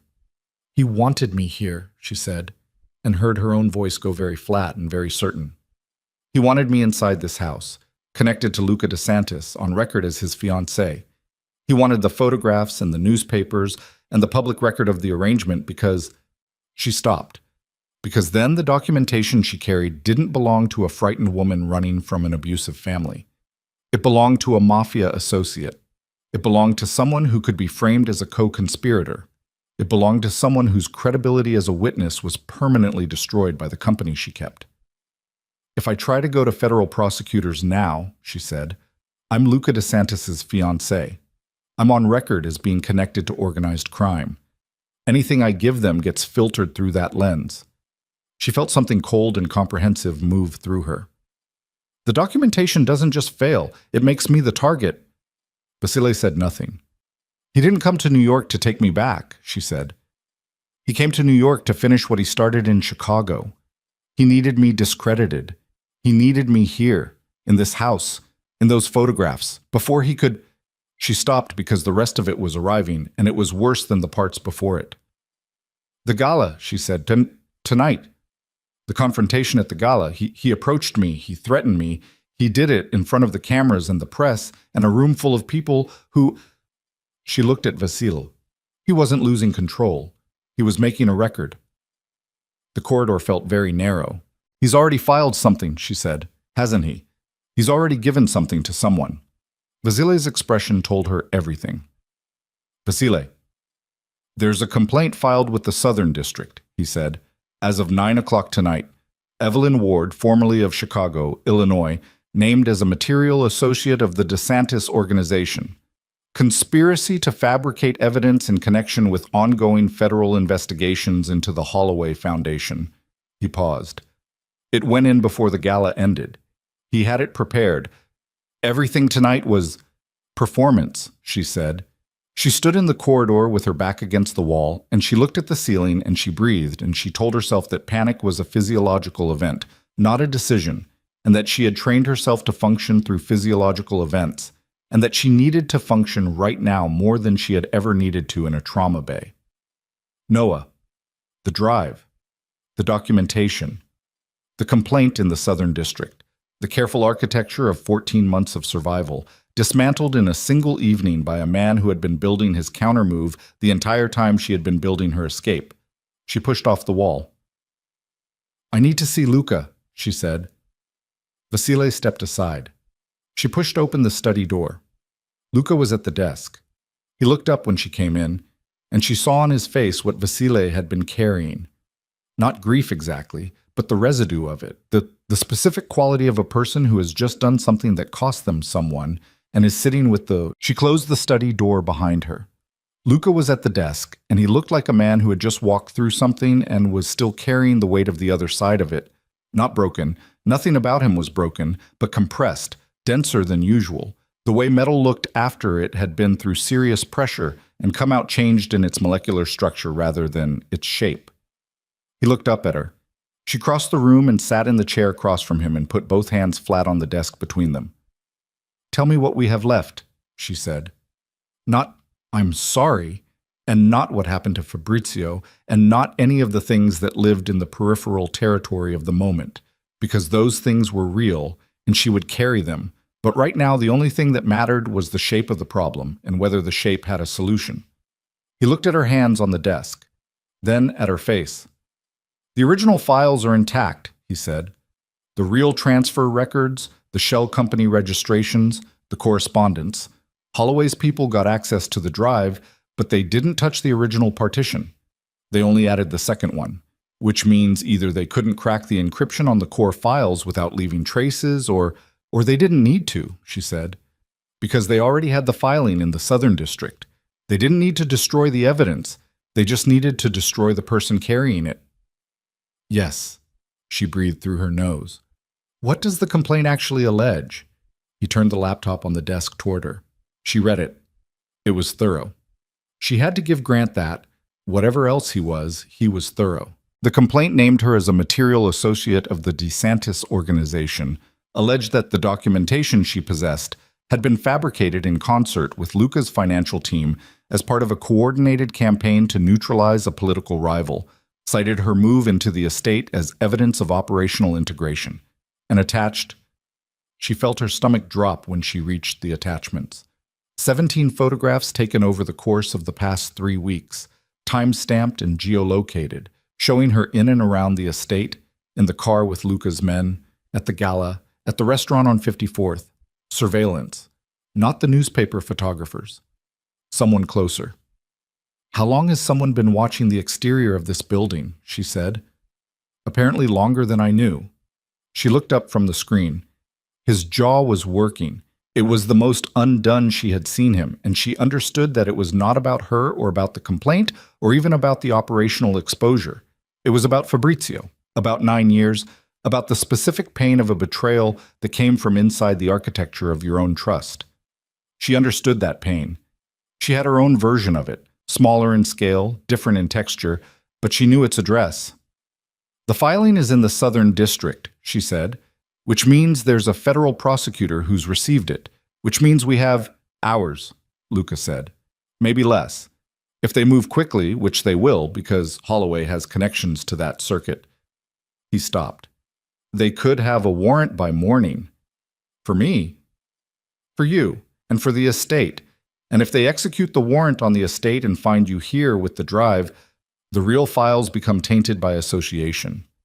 Everything becomes tainted." She looked at the laptop screen, at her own face in the surveillance photographs, the navy dress, the silver dress, the ordinary clothes of ordinary mornings, all of them assembled into an argument about who she was that bore no relationship to who she actually was. This was the thing Grant had always understood about her, that she had never quite understood about herself. That the story told about you by someone with enough resources and enough patience was harder to fight than any physical threat, because you couldn't put your hands on it, couldn't apply direct pressure, couldn't stop the bleeding with skill and steadiness. It moved through institutions and records and public perception, and by the time you saw it, it had already done most of its work. She pushed the laptop back across the desk. "Who do you have at the federal level?" she said. Luca looked at her. "Not prosecutors," she said. "Investigators. FBI, Treasury, anyone who's been building a case against trafficking networks independently. Anyone who already knows what the Holloway Foundation is and has been trying to prove it without the documentation to do it." A pause. Something shifted in his expression. "There's a task force," he said. "Financial crimes and trafficking. They've been working the offshore entities for 2 years. I know they exist because they've been brushing against my operations, and I've been managing the distance carefully." He paused. "I have a contact who knows someone on it." "That's not good enough." "I know. I need a direct line. Tonight. Someone who can receive the original files and act on them before morning, and who has enough independence from the Southern District Circuit to not be immediately contaminated by Holloway's filing." He looked at her for a long moment. "If I make that contact," he said, "I'm exposing a relationship I've spent years keeping invisible." "I know. It doesn't just affect me. It affects people inside my organization who—" "Luca." She held his gaze. "I know what I'm asking." The silence between them was the kind that contained a lot of things neither of them was saying. and she let it be that rather than trying to fill it, because she had learned in the past week that he thought better in silence than in conversation, and that the measure of his decisions was in the quality of the quiet before them. He picked up his phone. What happened in the next 4 hours happened fast, and in pieces, and she experienced it the way she used to experience mass casualty events, not as a coherent narrative, but as a series of immediate present moments, each one requiring full attention, each one replacing the one before it before she'd had time to process it. Vasily came in at 1:15 with a name and a number. A federal investigator named Sandra Cho, currently attached to a joint task force operating out of offices that were deliberately not in the Southern District building, who had been running the offshore entity investigation for 22 months, and who had, according to Vasily's contact, been waiting for the kind of primary documentation that could connect the entities to domestic foundation activity. "She'll take the meeting," Vasily said. "Tonight?" Evelyn said. She said tonight or not at all. If the Southern District filing moves before she can act on her own authority, she loses the independent lane. He paused. "She wants the original drive and a primary witness." Evelyn looked at Luca. "That's me," she said. "That's both of you," Vasily said. Luca stood up. "Where?" he said. "She'll come here. 40 minutes. Get the car around the back. If we need to move Evelyn and Noah quickly." "Already arranged." Evelyn was already on her feet, moving to the door. "I need to check on Noah," she said, "and I need the drive." "Evelyn," Luca's voice. She turned. He was looking at her with something direct and unguarded, and she didn't have time to look at it carefully, so she took a fast inventory. Not fear in his face, not strategy, the other thing, and turned back to the door. 40 minutes, she said. Buket. Noah was asleep. She stood over the crib for 30 seconds with her hand on his back, feeling him breathe, and told herself this was the last time she would do this as someone running. After tonight, she would be something else. She didn't know the exact shape of it, but she knew running wouldn't be part of it. She had been running for 14 months, and she was finished. She got the drive from the inside pocket of her bag. She held it in her palm again, the small piece of plastic and metal that had cost her everything and was about to cost her more. And she thought about the night she'd copied it, the parking garage, Grant asleep upstairs, her own hands shaking badly enough that she'd had to press them flat on the steering wheel before she could manage the connection cable. She had been 8 months pregnant and terrified, and she had done it anyway. She had done a lot of things terrified. She put the drive in her pocket and went back downstairs. Sandra Cho arrived at 1:53 in an unmarked car with one other person, a younger man who carried a case that contained recording equipment and said nothing for the entirety of his time in the estate. Cho herself was 50, Korean-American, with a face that had processed a great deal of information over many years and had arrived at a quality of permanent alertness that was not unfriendly, but was not interested in anything extraneous. She looked at Evelyn first, then at Luca, then at the drive in Evelyn's hand. "Let's see it," she said. They sat at the long table in the dining room, the young man setting up equipment with efficient quiet, and Evelyn talked while Cho listened. And the thing that Evelyn noticed about being listened to by a person who was paid to find the truth rather than protect a position was that it felt different in her chest. Not relief exactly, more like the sensation of weight redistributing after you'd been carrying it on one side for so long you'd stopped noticing the lean. She told it in order. The foundation, the transfer records she'd discovered, the night she'd copied the drive. 14 months. The apartment, the camera, the second partition, the filing in the Southern District. Cho asked 5 questions during the 40-minute account, each of them precise and structural, oriented toward establishing chain of custody and corroborating data rather than toward the emotional content of what she was describing. Evelyn answered each one the same way she'd given the account, flatly, accurately, without editorializing. When she finished, Cho looked at the drive. "If this is what you say it is," Cho said, "and my people can verify the integrity of the core partition before 6 a.m., I can have emergency authorization to move by 7. She looked at Evelyn directly. "You understand what that means for you?" "I'll be deposed," Evelyn said. "I'll be a primary witness. My name is on record." "Your name is already on record," Cho said, not unkindly. "The Southern District filing put it there. The difference is whether it's on record as a conspirator or as a cooperating witness who provided authenticated evidence of federal crimes. She paused. Those are very different records. I know. There will be people who don't want this to move, people with access to the kind of levers that slow federal proceedings down or redirect them. Cho glanced at Luca, a direct acknowledgement of his presence rather than a pointed one. I need to know that the evidence is clean, that there's no channel through which it can be characterized as operationally compromised. The question underneath the statement was clear. Evelyn looked at Luca. He met her gaze and held it, and she watched him do the thing she'd watched him do in the car after the gala. The going somewhere behind his eyes and coming back with a decision, and she waited. The documentation came from Evelyn Ward alone, he said. Her acquisition of it predates any contact with my organization by 14 months. I can provide records establishing her employment history, her residence history, and the sequence of events that brought her here. None of that documentation is generated through channels that can be characterized as tainted. He paused. My involvement is logistical, providing safety while she made her own determination about how to proceed. Cho looked at him for a long moment. That's a careful answer, she said. It's an accurate one. Another pause. Cho looked back at Evelyn. I'm going to need you available from 6 a.m. Whatever happens tonight, tomorrow you're in a federal building giving a formal statement. She stood. Don't go anywhere you can't be reached, and don't contact anyone outside this room until you hear from me. She took the drive. Evelyn watched it leave her hand and tried to identify what she felt. Not emptiness exactly, not relief. Something more like the sensation of a long-held breath finally being exhaled, the muscles around it aching from the duration of the hold. Cho and her associate left at 2:40. The estate was quiet. Vasily poured 3 glasses of something from the drinks cabinet and set them on the table without ceremony, and they sat with them in the silence of people who had just done something that could not be undone and were waiting for the shape of what came next to become visible.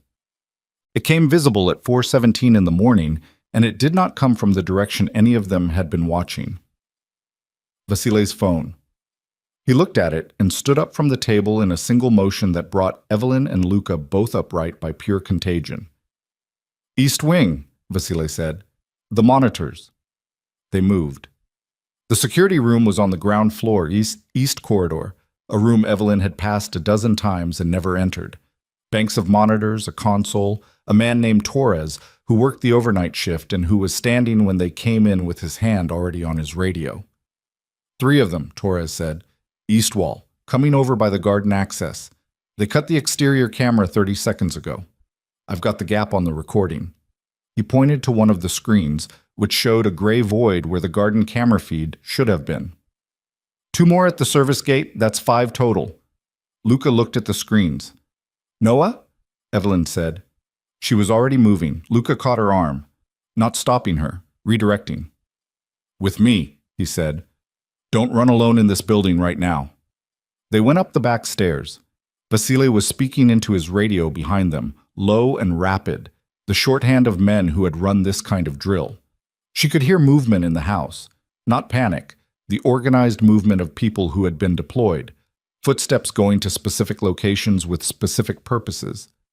She got to Noah's door and unlocked it, and was inside and across the room and had him out of the crib and against her chest before the light was fully on, and she stood there in the middle of the room with her son and her back against the wall, and she felt his heart against hers, and she thought with absolute cold clarity, not him, whatever it costs. Not him. Luca came through this door. We need to move you, he said. Where? 3rd floor, interior room, no exterior walls. There are 2 men already there. She moved. Down the corridor, up the half flight, into a room she'd never been in. Windowless, a library or archive of some kind, walls of filing cases. 2 men she recognized from the estate's regular security positioned at either side of the door. She went in and one of the men closed the door behind her, and she heard the lock engage. She stood in the middle of the room with Noah and breathed. She could hear things through the walls. Not clearly. The building was solid, old construction, thick plaster and hardwood, but she could hear the texture of what was happening, the movements, the brief voices. Once, a sound she identified and did not name. Noah was awake now, looking at her face with the unblinking attention of a child who reads environment through the body holding them, and was currently receiving information that he processed in the way of small people, gathering himself for a response. "Hey," she said quietly. "Hey, it's okay." He looked at her. "It's okay," she said again, and she was not sure which of them she was telling.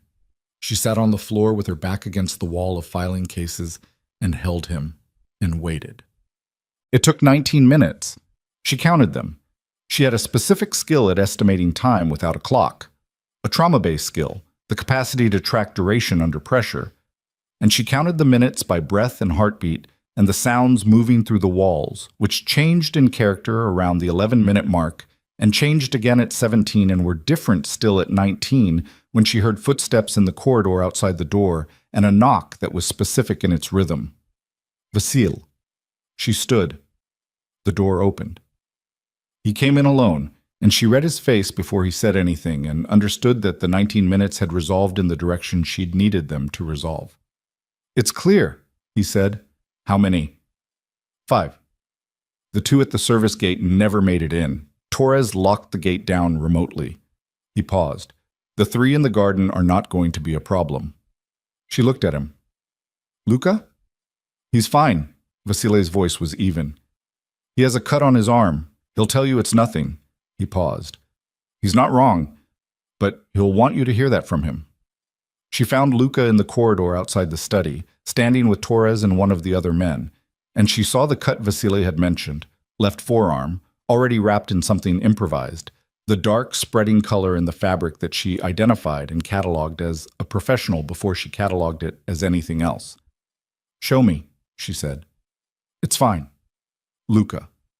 He looked at her face and something in his expression shifted, the automatic deflection giving way to something else, and he held out his arm. She unwrapped the improvised bandage and looked at the cut and made her assessment. Deep but not arterial. Clean edge, not ragged, which meant a blade rather than a rough surface. 8 centimeters, maybe 9. It needed closing properly, needed cleaning, needed pressure maintained. She looked up at him. "Do you have a kit in this house?" she said. "Mrs. Caruso keeps one in the kitchen." "Sit down," she said. "I mean it. Sit down before you decide it's fine."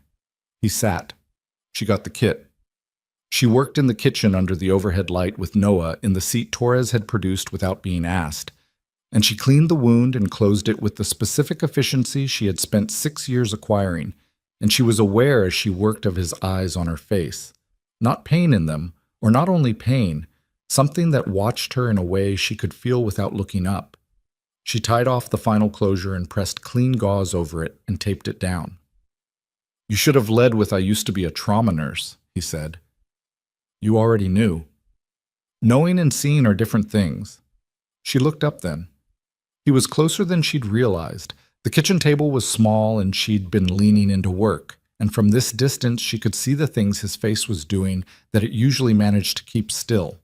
The exhaustion under the control, the specific quality of a person who had been through a serious thing and was sitting on the other side of it while someone they didn't want to worry could see them. "It's almost 5, she said. "I know. Cho calls it 6. "I know." She collected the kit materials and put them back in the box and was aware of the quality of the room, the early morning kitchen quiet, Noah making small sounds in the seat, the house settling around them with the particular stillness of a building after crisis, different from ordinary silence, fuller somehow, more present. "The men they sent tonight," she said. "Holloway sent them." "Yes." He knew about Cho. He knew about the meeting. She looked at Luca. "How?" His jaw tightened. Fabrizio's phone wasn't the only compromised channel. He said it quietly. "There's a second. I don't have the name yet." She stared at him. "Someone else," she said. "Someone with access to the communications between me and Vasily tonight. After Fabrizio, after we thought we'd closed it." He held her gaze. "I'm going to find it, but right now it means Holloway knows Cho has the drive," she said. "Yes. He knows she's moving in the morning. He'll try to stop it. Through the Southern District, through whatever federal connections his family has, through—" She stopped. He'll go to the source. He'll try to intercept Cho directly or compromise the authorization process before she can execute. She was thinking out loud now, the trauma bay processing, the differential running. She needs to know tonight. She needs to move up her timeline. She was already reaching for her phone. Luca's hand closed over hers, not stopping her, just there. She looked at him. "Before you call her," he said, "I need to tell you something." His voice had a quality she hadn't heard from him before, not the controlled something, not the deliberate stillness, something that was simply direct in the way of a person who had run out of the energy required for anything other than directness. "The men tonight came for you," he said, "not for the drive. Cho already has the drive. They knew that, which means they knew the drive was already beyond their reach. They weren't here to stop the evidence." He paused.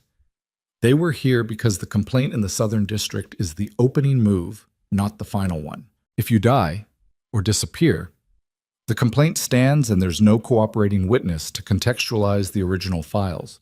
The case against them becomes static, a document dispute between a dead woman and a powerful family's legal team." His hand tightened slightly over hers. "You're the variable they can't control, not the drive." She understood. She had understood it at some level since the moment she'd read the complaint, but she had been managing the understanding, keeping it at the distance required to stay functional, and now it was here at full proximity, and she let herself feel the weight of it. "He's not going to stop," she said. "No. Not until this is resolved completely. Not until there's nothing left to cut." "I know." She looked at him, the kitchen light, the early morning, his arm on the table with the closed wound and her work holding it, his hand over hers. "I need you to understand something," she said. "Whatever I said in your study, the conditions, the room, the key, I've understood for a while that this isn't that arrangement anymore, whatever it started as." She paused. "I'm not telling you that changes anything I need. I still need Noah safe. I still need Evelyn. I'm still telling you that I know what this is." She met his eyes. "And that I'm not frightened of it." The kitchen was very quiet. He looked at her with the thing his face did when it stopped managing, the open, direct, uncalculated thing. And he said nothing, because he was a man who understood when nothing was the correct answer. She called Cho. Cho answered on the second ring, which meant she hadn't been sleeping either, and Evelyn told her about the breach in 4 sentences, and Cho said one word, which was a word Evelyn wouldn't have expected from a federal investigator, and then she said, "I'm moving at 5:30. I need you in a car in 15 minutes. The warrant. I'm executing on emergency provisional authority. My supervisor is already on the phone." A pause. "The Southern District filing triggered a flag on our task force system 2 hours ago. I've been expecting a countermove." Another pause, shorter. "Get in the car. Bring the father of the child." The line went dead. Evelyn looked at Luca. She said, "I heard." He was already standing. "Vasil." Vasily materialized from the corridor as if he'd been waiting outside the kitchen door, which he probably had. "We move in 10, Luca said. "All of us." "There's still a second channel open," Vasily said. "Someone in this building. Then let them watch us leave."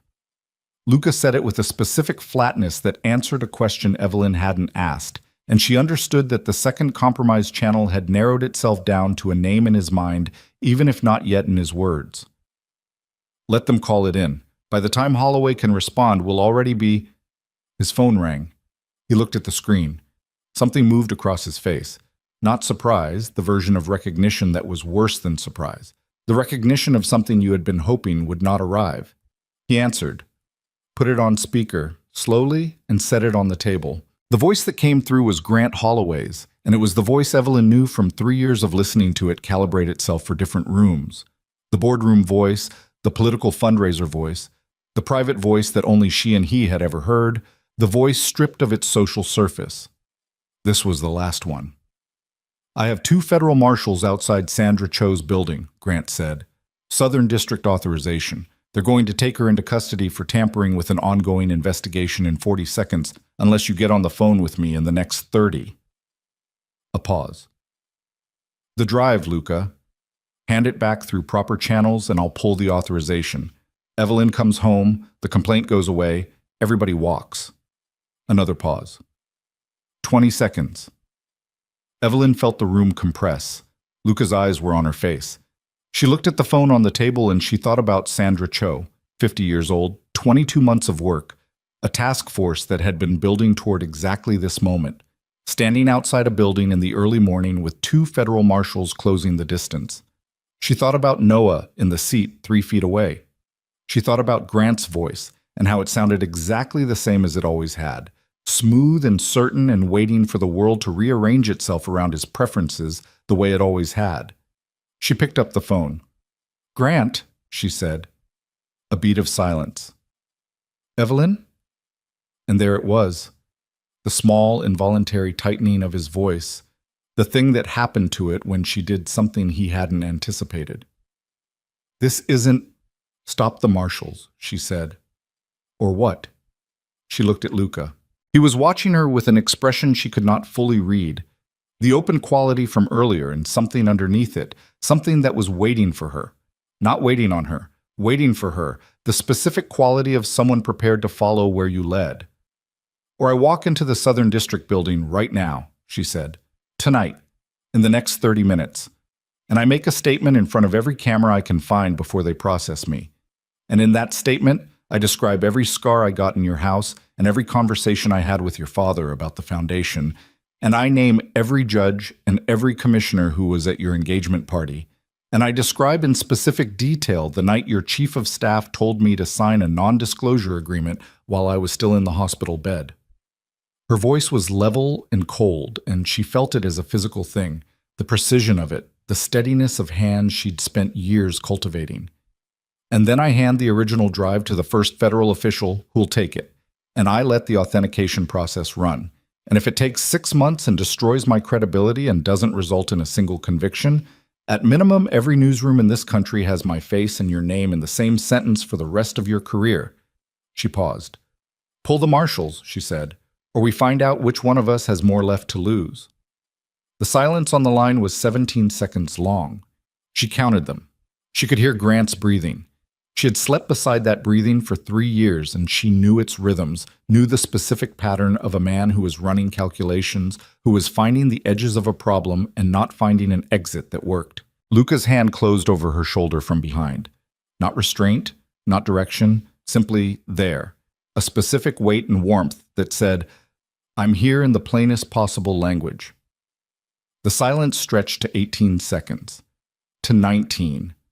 On the 20th second, something changed in the quality of the breathing on the line. And Evelyn Ward, who had once cleaned floors in a dead woman's name and hidden a flash drive behind an outlet cover and walked into a federal investigator's impromptu midnight meeting with her son in her arms, stood in a kitchen at 5 in the morning and waited for the shape of it. The 20th second passed. The 21st. Then Grant Holloway said, very quietly, "You won't do it." And Evelyn understood in that moment that she had miscalculated Mutt. Not the strategy, not the logic, but the man. She had spent 3 years learning his patterns and 14 months running from them, and she had forgotten the most fundamental thing about him, that Grant Holloway did not respond to equal force. He responded to superior force by doubling down, because the only thing he had ever feared was the world discovering that he was, at his core, a man who needed the world's fear to function. She had threatened him. He had heard it as proof that she was still afraid. "You won't walk into that building," he said. "You have a son. You have a case that's still contested. You walk in there tonight and you hand them a narrative where the Mafia Boss's girlfriend comes in voluntarily to perform. It's theater, Evelyn, and the people in that building have seen theater before. They'll smile and take your statement and file it behind the Southern District complaint, and you'll spend the next 4 years in legal proceedings while Noah grows up and—" "Pull the marshals, Grant. In whatever borrowed safety you've convinced yourself is real, and by the time it resolves, you'll have nothing left that—" "Pull them now. No." Flat, final. The voice of a man who had decided. "Send me the drive through Luca's people by 6 a.m., or Sandra Cho gets taken into custody and your window closes. That's the only offer." The line was still open. She could hear him breathing. She looked at Luca. He was already on his phone. A different phone, she noticed, one she hadn't seen before, the kind of deliberate separation that told her it was a channel he kept for specific purposes. He was texting, not calling, his thumbs moving with the particular speed of someone who had been waiting for a specific moment to arrive and was now moving without hesitation. He looked up at her, gave a single small nod. She spoke back into the phone. "You have until 6 a.m. to pull those marshals, Grant. After that, the choice isn't mine anymore." She ended the call. Grant would interpret that as retreat. She knew how his mind worked.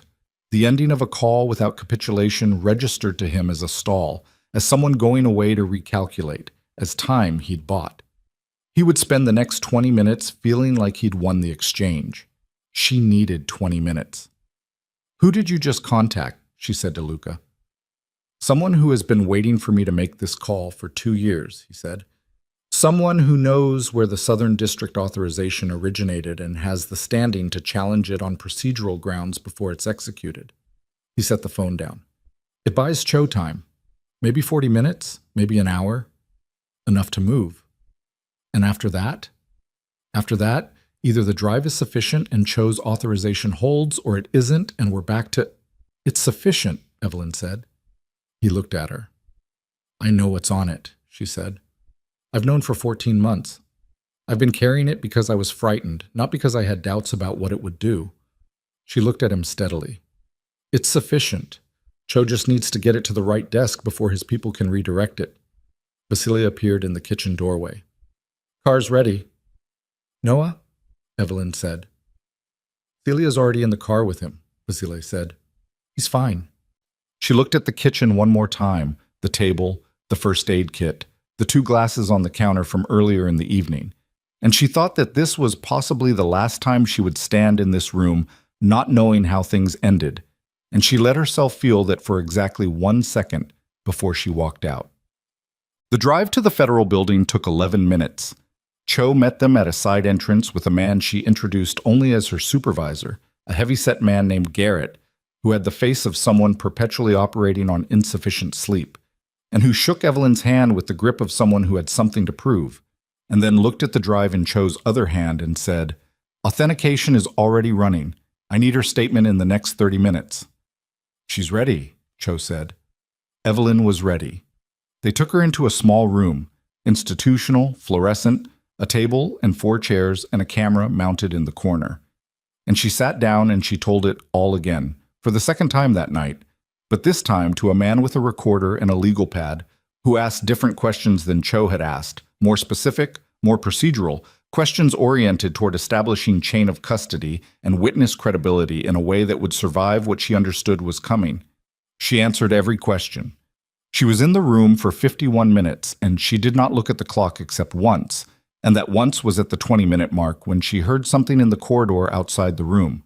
Not an altercation, the managed sound of an argument being had at institutional volume, voices and counter-voices, the texture of someone being told something they did not want to be told. Grant's people. She knew it without seeing it. She kept talking. At 6:47 a.m., Garrett came back into the room and sat down across from her and put both hands flat on the table. "Authentication confirmed," he said. "The core partition files are unaltered and the metadata integrity is intact. We have a complete chain of custody from original acquisition through tonight." He paused.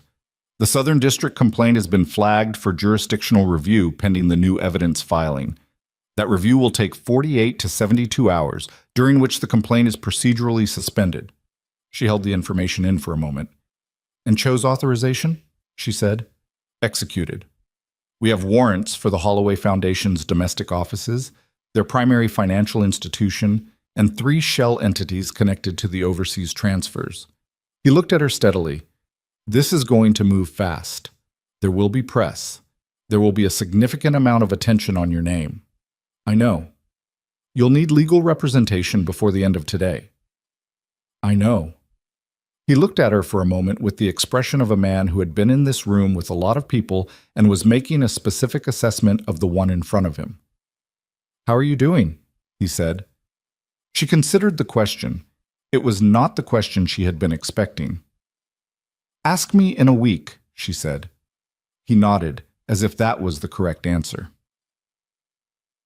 Nyam. Luca was in the corridor when she came out. He was standing against the wall with his bandaged arm at his side and his jacket off. For the first time she could remember, just the dark shirt, sleeves pushed up, looking like a man who had been awake for a very long time and was not going to acknowledge it.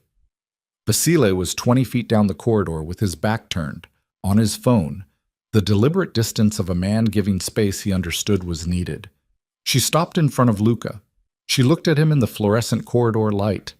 The planes of his face, the exhaustion he was managing, the cut on his arm visible below the rolled sleeve, the specific quality of his eyes which were on her face with the same directness they always had, steady and complete. The eyes of someone who had not looked away from her once through any of it. "It held," she said. "I know. Garrett called. The warrants are executing. I know." She looked at him. "What happens to you now? With Cho? With the task force? They know you were involved. They know the channel you used tonight to block the Southern District authorization." He considered this with the same quality of directness he gave everything. "I have exposure," he said. "I've always had exposure. Tonight added a layer, but it also added something on the other side of the ledger." He paused. "Cho's a practical person. Practical people understand the difference between someone who created a problem and someone who helped solve one." "That's optimistic for you." Something moved at the corner of his mouth. "I'm making adjustments." She looked at him for a long moment in the corridor, and she thought about 14 months of running and the specific way a person's life could narrow to a single point of survival. And she thought about the study and the kitchen and Noah's room and the particular weight of a hand at the small of her back. And she thought about Fabrizio's name said in a voice that carried 9 years of something. "I'm sorry about Fabrizio," she said. His jaw tightened once, released. "Don't be. That's mine to carry. You can carry something and still have someone be sorry about it." He looked at her, and the something she had been not examining carefully for a week was right there in his face, not managed or controlled or deliberate, just present. "Evelyn," he said. "I know," she said. She wasn't sure exactly what she knew or what he'd been about to say, but it felt true anyway. Grant Holloway was taken into federal custody at 8:14 a.m. at his penthouse on the 63rd floor. Evelyn was in the car with Noah when Vasile's phone buzzed with the information, and Vasile read it and turned slightly in the front seat and told her, and she held Noah against her chest and looked out the window at the city going about its morning. People on sidewalks, coffee cups, and briefcases, the indifferent machinery of an ordinary day. And she waited to feel something specific, and what arrived was not what she expected. Not relief, not satisfaction, not the clean resolution she had been carrying as an abstraction through 14 months of running, just a slowing, a deceleration in her chest, the sensation of something that had been wound very tight for a very long time, beginning, at last, to loosen. She pressed her lips to the top of Noah's head. He smelled like the specific smell of him, the warmth of a person 5 months old, clean and immediate, the whole uncomplicated fact of him, and she held that fact and breathed. Grant's father, she learned by afternoon, had retained a legal team and was not yet in custody, but the Foundation's accounts were frozen and the indictment was being prepared. 3 of the overseas entities had already been flagged through Interpol.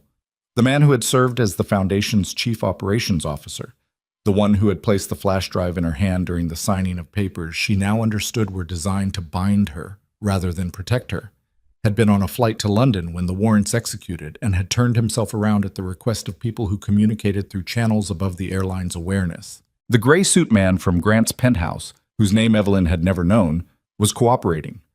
The detective from Chicago who had written her fall report in the wrong order had resigned by noon. She learned these things in pieces across the day, sitting in the estate's first-floor sitting room with Noah in the seat beside her and a cup of coffee that went cold while she was reading.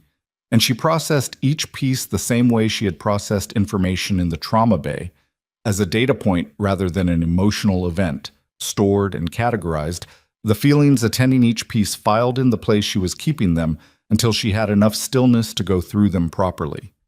Luca came in at 2 in the afternoon and looked at the cold coffee and took it away without comment, and returned with a fresh one, and she looked up at him. Sit down, she said. He sat. The second channel, she said. The one you hadn't identified yet. When we left this morning. A pause. Torres, he said. The overnight security man. She absorbed that. How long? 6 weeks. Holloway approached him indirectly, through a third party. Torres needed money for something specific, and he found the wrong solution to it. He said it with the flatness of someone who had arrived at understanding without sympathy, and she found she shared both qualities. What happened to him? He's been let go. Luca looked at her steadily. I'm not going to tell you more than that. She accepted it. She had learned to identify the boundaries of what she needed to know, and she had learned to respect them. What about Vasile? She said. Luca looked at her. What about him? He knew about me before you told him.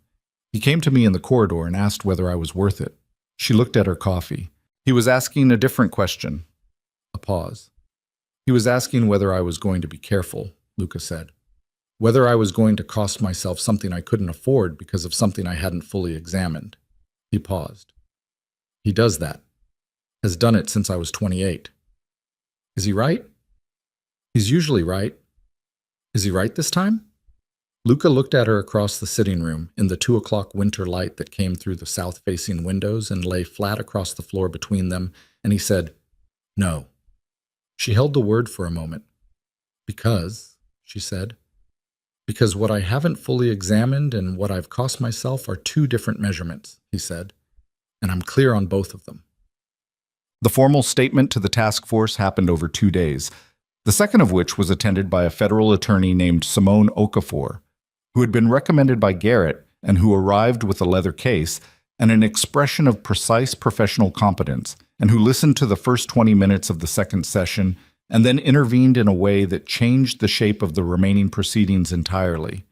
Okafor was sharp and expensive, and she told Evelyn on the second morning, in a corridor outside the statement room while Garrett got coffee, that the Southern District complaint had been formally withdrawn as part of a negotiated arrangement that also resulted in the suspension of the federal attorney who had filed it without adequate independent verification.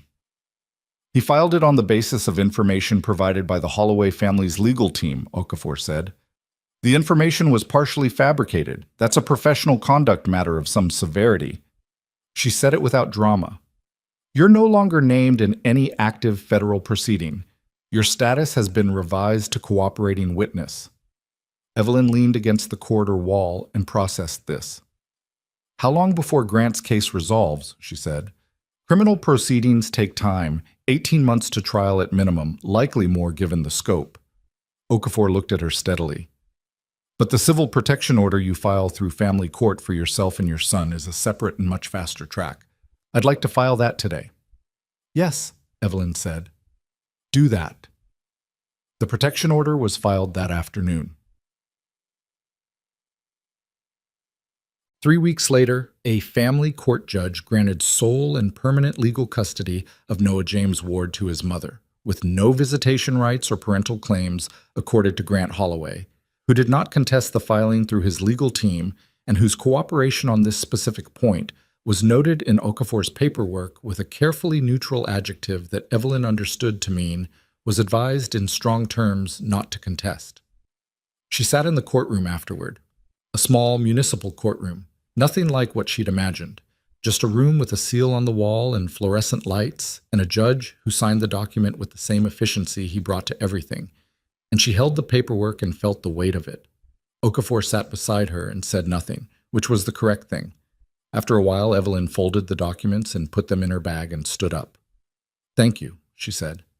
That's what you hired me for, Okafor said. Hint. She told Luca that evening. He was in the study, where he usually was in the evenings, and she came in without knocking. She had stopped knocking a week ago, had not made a decision about it, had simply found herself no longer doing it, and she sat in the chair across from the desk and put the custody documents on the surface between them. He looked at them, then at her. It's done, she said.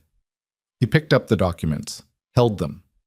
The lamp threw its circle across the desk, and outside the windows Manhattan was doing its nighttime thing, lit and dense and indifferent and enormous. And in the room there was the specific quiet of two people who had been through something together and were now sitting on the other side of it. He set the documents down carefully, precisely aligned, the way he handled things he considered significant. "What do you need now?" he said. She thought about the question. It was the right question, which she had come to expect from him. "I need to find a place to live," she said. "Somewhere that's mine, not borrowed." He nodded. "I need to work," she said. "I had my nursing certification in Illinois. I'll need to transfer it to New York, which will take time, but I need to start the process." She paused. "I need Noah to have somewhere he goes when he's old enough, somewhere that's ordinary and consistent and that he associates with things being stable." "Those are all things that can happen," Luca said. "I know." "Do you need help with any of them?" She looked at him. "Some of them." He held her gaze. There was something in his face that was the version of him she had come to know best. Not the public stillness, not the deliberate quality he brought to rooms full of people he was managing, but the other version, the one that appeared in kitchens at 5 in the morning and corridors outside federal buildings and here, in this room, across this desk, lit by this lamp. "I want to ask you something," she said. "Ask?" "What you said in the car after the gala, that Marco was partially right and that you were clear on what you'd cost yourself." She paused. "Were you?" He considered her for a moment. "I knew when I sent Ricci to pull the sedan footage the morning you retrieved the drive," he said. "I already knew what I was doing and why, and I knew the second measurement Vasily was worried about." He paused. "I've been clear since then." She looked at him. "That was 3 weeks ago," she said. "Yes." "You didn't say anything." "You were managing a significant number of active crises." Something moved at the corner of his mouth. "I have some patience." She laughed. It came out unexpected. Short, genuine, the kind of laugh that arrived without preparation. And it surprised her enough that she felt it in her chest even after it was gone, the physical fact of it, the way it had moved through her. She hadn't laughed in a long time. Luca watched her with an expression she had no name for and did not try to name. "I'm not a simple person to be involved with," she said when the moment settled. "I've noticed. I have a child and a federal case and approximately nothing except the clothes I brought in 2 bags and a nursing certification that's technically still valid." She looked at him steadily. "And I have things I need to work through that I haven't started yet, things from before. Things that don't resolve just because the external situation does." "I know." "Do you?" "Evelyn." He said her name the way he had said it since the beginning. The real name, the whole name, with the specific weight of a person using language to mean exactly what they said. "I'm not offering you something simple. I'm not offering you something without cost or complication or the kind of history on my side that—" He stopped, started again. "I'm a man who runs a criminal organization and recently discovered that 2 people he trusted for a combined 20 years had been working against him. I have my own things I haven't started yet." She looked at him. "What are you offering then?" she said. He was quiet for a moment. "Something real," he said. "Whatever that looks like from here." She held that, something real. It was not a promise she could audit, not a guarantee she could file in a drawer next to a custody document, not something with the clean legal edges she had been trying to build around herself for the past several weeks. It was a person in a chair across a desk in a lamplight room saying a true thing without ornament. She knew the difference between that and the alternative. She had lived in the alternative for 3 years and had the scars to catalog. "Okay," she said.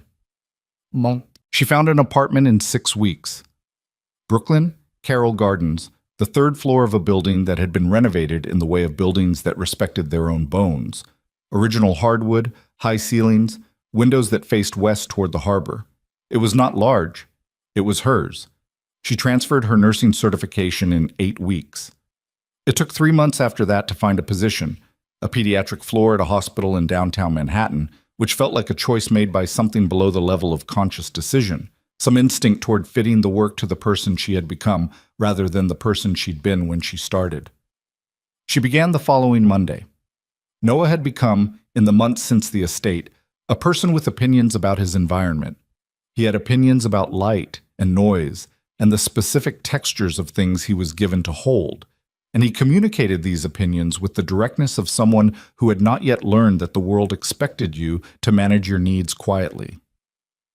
She found this clarifying. She found most things about him clarifying. She took him to the apartment on moving day, just the two of them with the boxes, and she sat on the floor of the empty living room with him in her lap before any of the furniture arrived and looked at the west-facing windows and the late afternoon light coming through them, and she said out loud to both of them, "This is ours." He looked at the light. She looked at him. It was enough. Luca came to the apartment for the first time 6 weeks after she moved in. She had cooked, which had surprised her when she started doing it. She had not cooked in years, had not had the version of stillness cooking required, but she had found in the months since everything concluded that the stillness was returning, not the forced stillness of survival, something more genuine and less managed. She cooked and she ate at a table, and she slept without the 40-minute intervals, and when she woke in the night to check the monitor, it was habit rather than terror. And the difference was everything. He arrived at 7, with a bottle of wine he had chosen, with the same deliberateness he applied to everything, and he stood in her apartment doorway for a moment looking at the space, the boxes still partially unpacked, the Noah infrastructure spread across the living room, the evidence of a person arranging a life rather than managing a crisis. And his expression did something she had come to recognize across the months they had spent in the particular proximity of two people who were taking something slowly because it deserved to be taken slowly. "Come in," she said. He came in. He was not the same as he had been in October. She had watched him change across the winter and spring, watched the things that had been compressed and controlled begin, gradually, to take up their natural volume. It was not softening. She did not think he would ever be a person described as soft, but a different quality of presence, less managed, more willing to occupy the full dimensions of a room. The criminal case, from which she had been deliberately maintaining distance, was moving through its early stages with the particular grinding slowness of large federal proceedings. The Holloway Foundation had been formally dissolved in January. Grant's father had accepted a plea agreement in February that carried with it a disgrace so comprehensive and public that the specifics felt, to Evelyn, almost beside the point, not because they didn't matter, but because the thing she had needed was already done. Had been done the morning Garrett said authentication confirmed, and the subsequent legal machinery was a validation she didn't require in order to know the thing was true. Grant himself was awaiting trial. She thought about him sometimes, not often, and not in the way she used to think about him, the nighttime thinking, the adrenaline thought. She thought about him the way she thought about a case she had handled in the trauma bay, a person she had worked hard to keep alive despite very limited desire on the part of the situation. She had done the work. The outcome was what it was. She had moved rooms. She set the wine on the counter and found 2 glasses and poured them and handed one to Luca, who was standing at the west-facing window looking at the harbor, at the water going dark in the early evening, the lights beginning to come on across the far shore. She stood beside him. Noah was asleep in the back room. The monitor on the counter showed a steady pattern of the small breathing of a person who had decided the day was over. Outside, the city was doing what it did, moving and lit, insisting on its own continuation, indifferent to specific histories. "Marco sends his regards," Luca said. "Does Marco do that?" "He texted me the word regards and your name." A pause. "For Marco, that's effusive." She smiled. They stood at the window with their wine and the harbor and the monitor's soft static, and she was aware of the specific quality of the moment, the way it was made of ordinary things, glass and light, and another person's shoulder almost touching hers, the warmth of a room that had been made habitable by work and time, and she let herself be inside it without cataloging it, without measuring it against what it had cost, without holding it at the distance she had learned to hold things, just inside it. "I need to tell you something," she said. He looked at her. "I stopped being afraid of this a while ago," she said. "I kept waiting to be afraid of it because it seemed like the reasonable response, and I'm generally a reasonable person." She looked at the window, at the reflection of the room overlaid on the city beyond. "I'm not afraid of it." "No," he said. "I know. I'm telling you because I needed to say it out loud. Not because I need you to respond to it. I know that too. She looked at him. The lamp behind them and the harbor in front of them and his face, the familiar planes of it, the eyes that had been watching her since a corridor in October when she was scrubbing floors with a name that wasn't hers. I'm glad you asked the question, she said, that night, in the corridor. He looked at her steadily. I was going to ask it again, he said, if you'd walked past. I know, she said. She turned from the window, picked up her wine, moved to the couch where the city was visible through the glass, and where the monitor sat on the table, and where the apartment held its ordinary warmth around them, this place that was hers, that she had chosen, that contained the specific and unremarkable materials of a life that was actually being lived rather than survived. Luca sat beside her. Not managed, not performed, not the arrangement of two people occupying a function, but two people sitting in a room together at the end of a long story, in the particular quiet that came after everything had been paid for, and what remained was simply what was real. Outside, New York moved through its evening as it always did, carrying its 10,000 stories, indifferent to any of them, enormous and continuous and lit.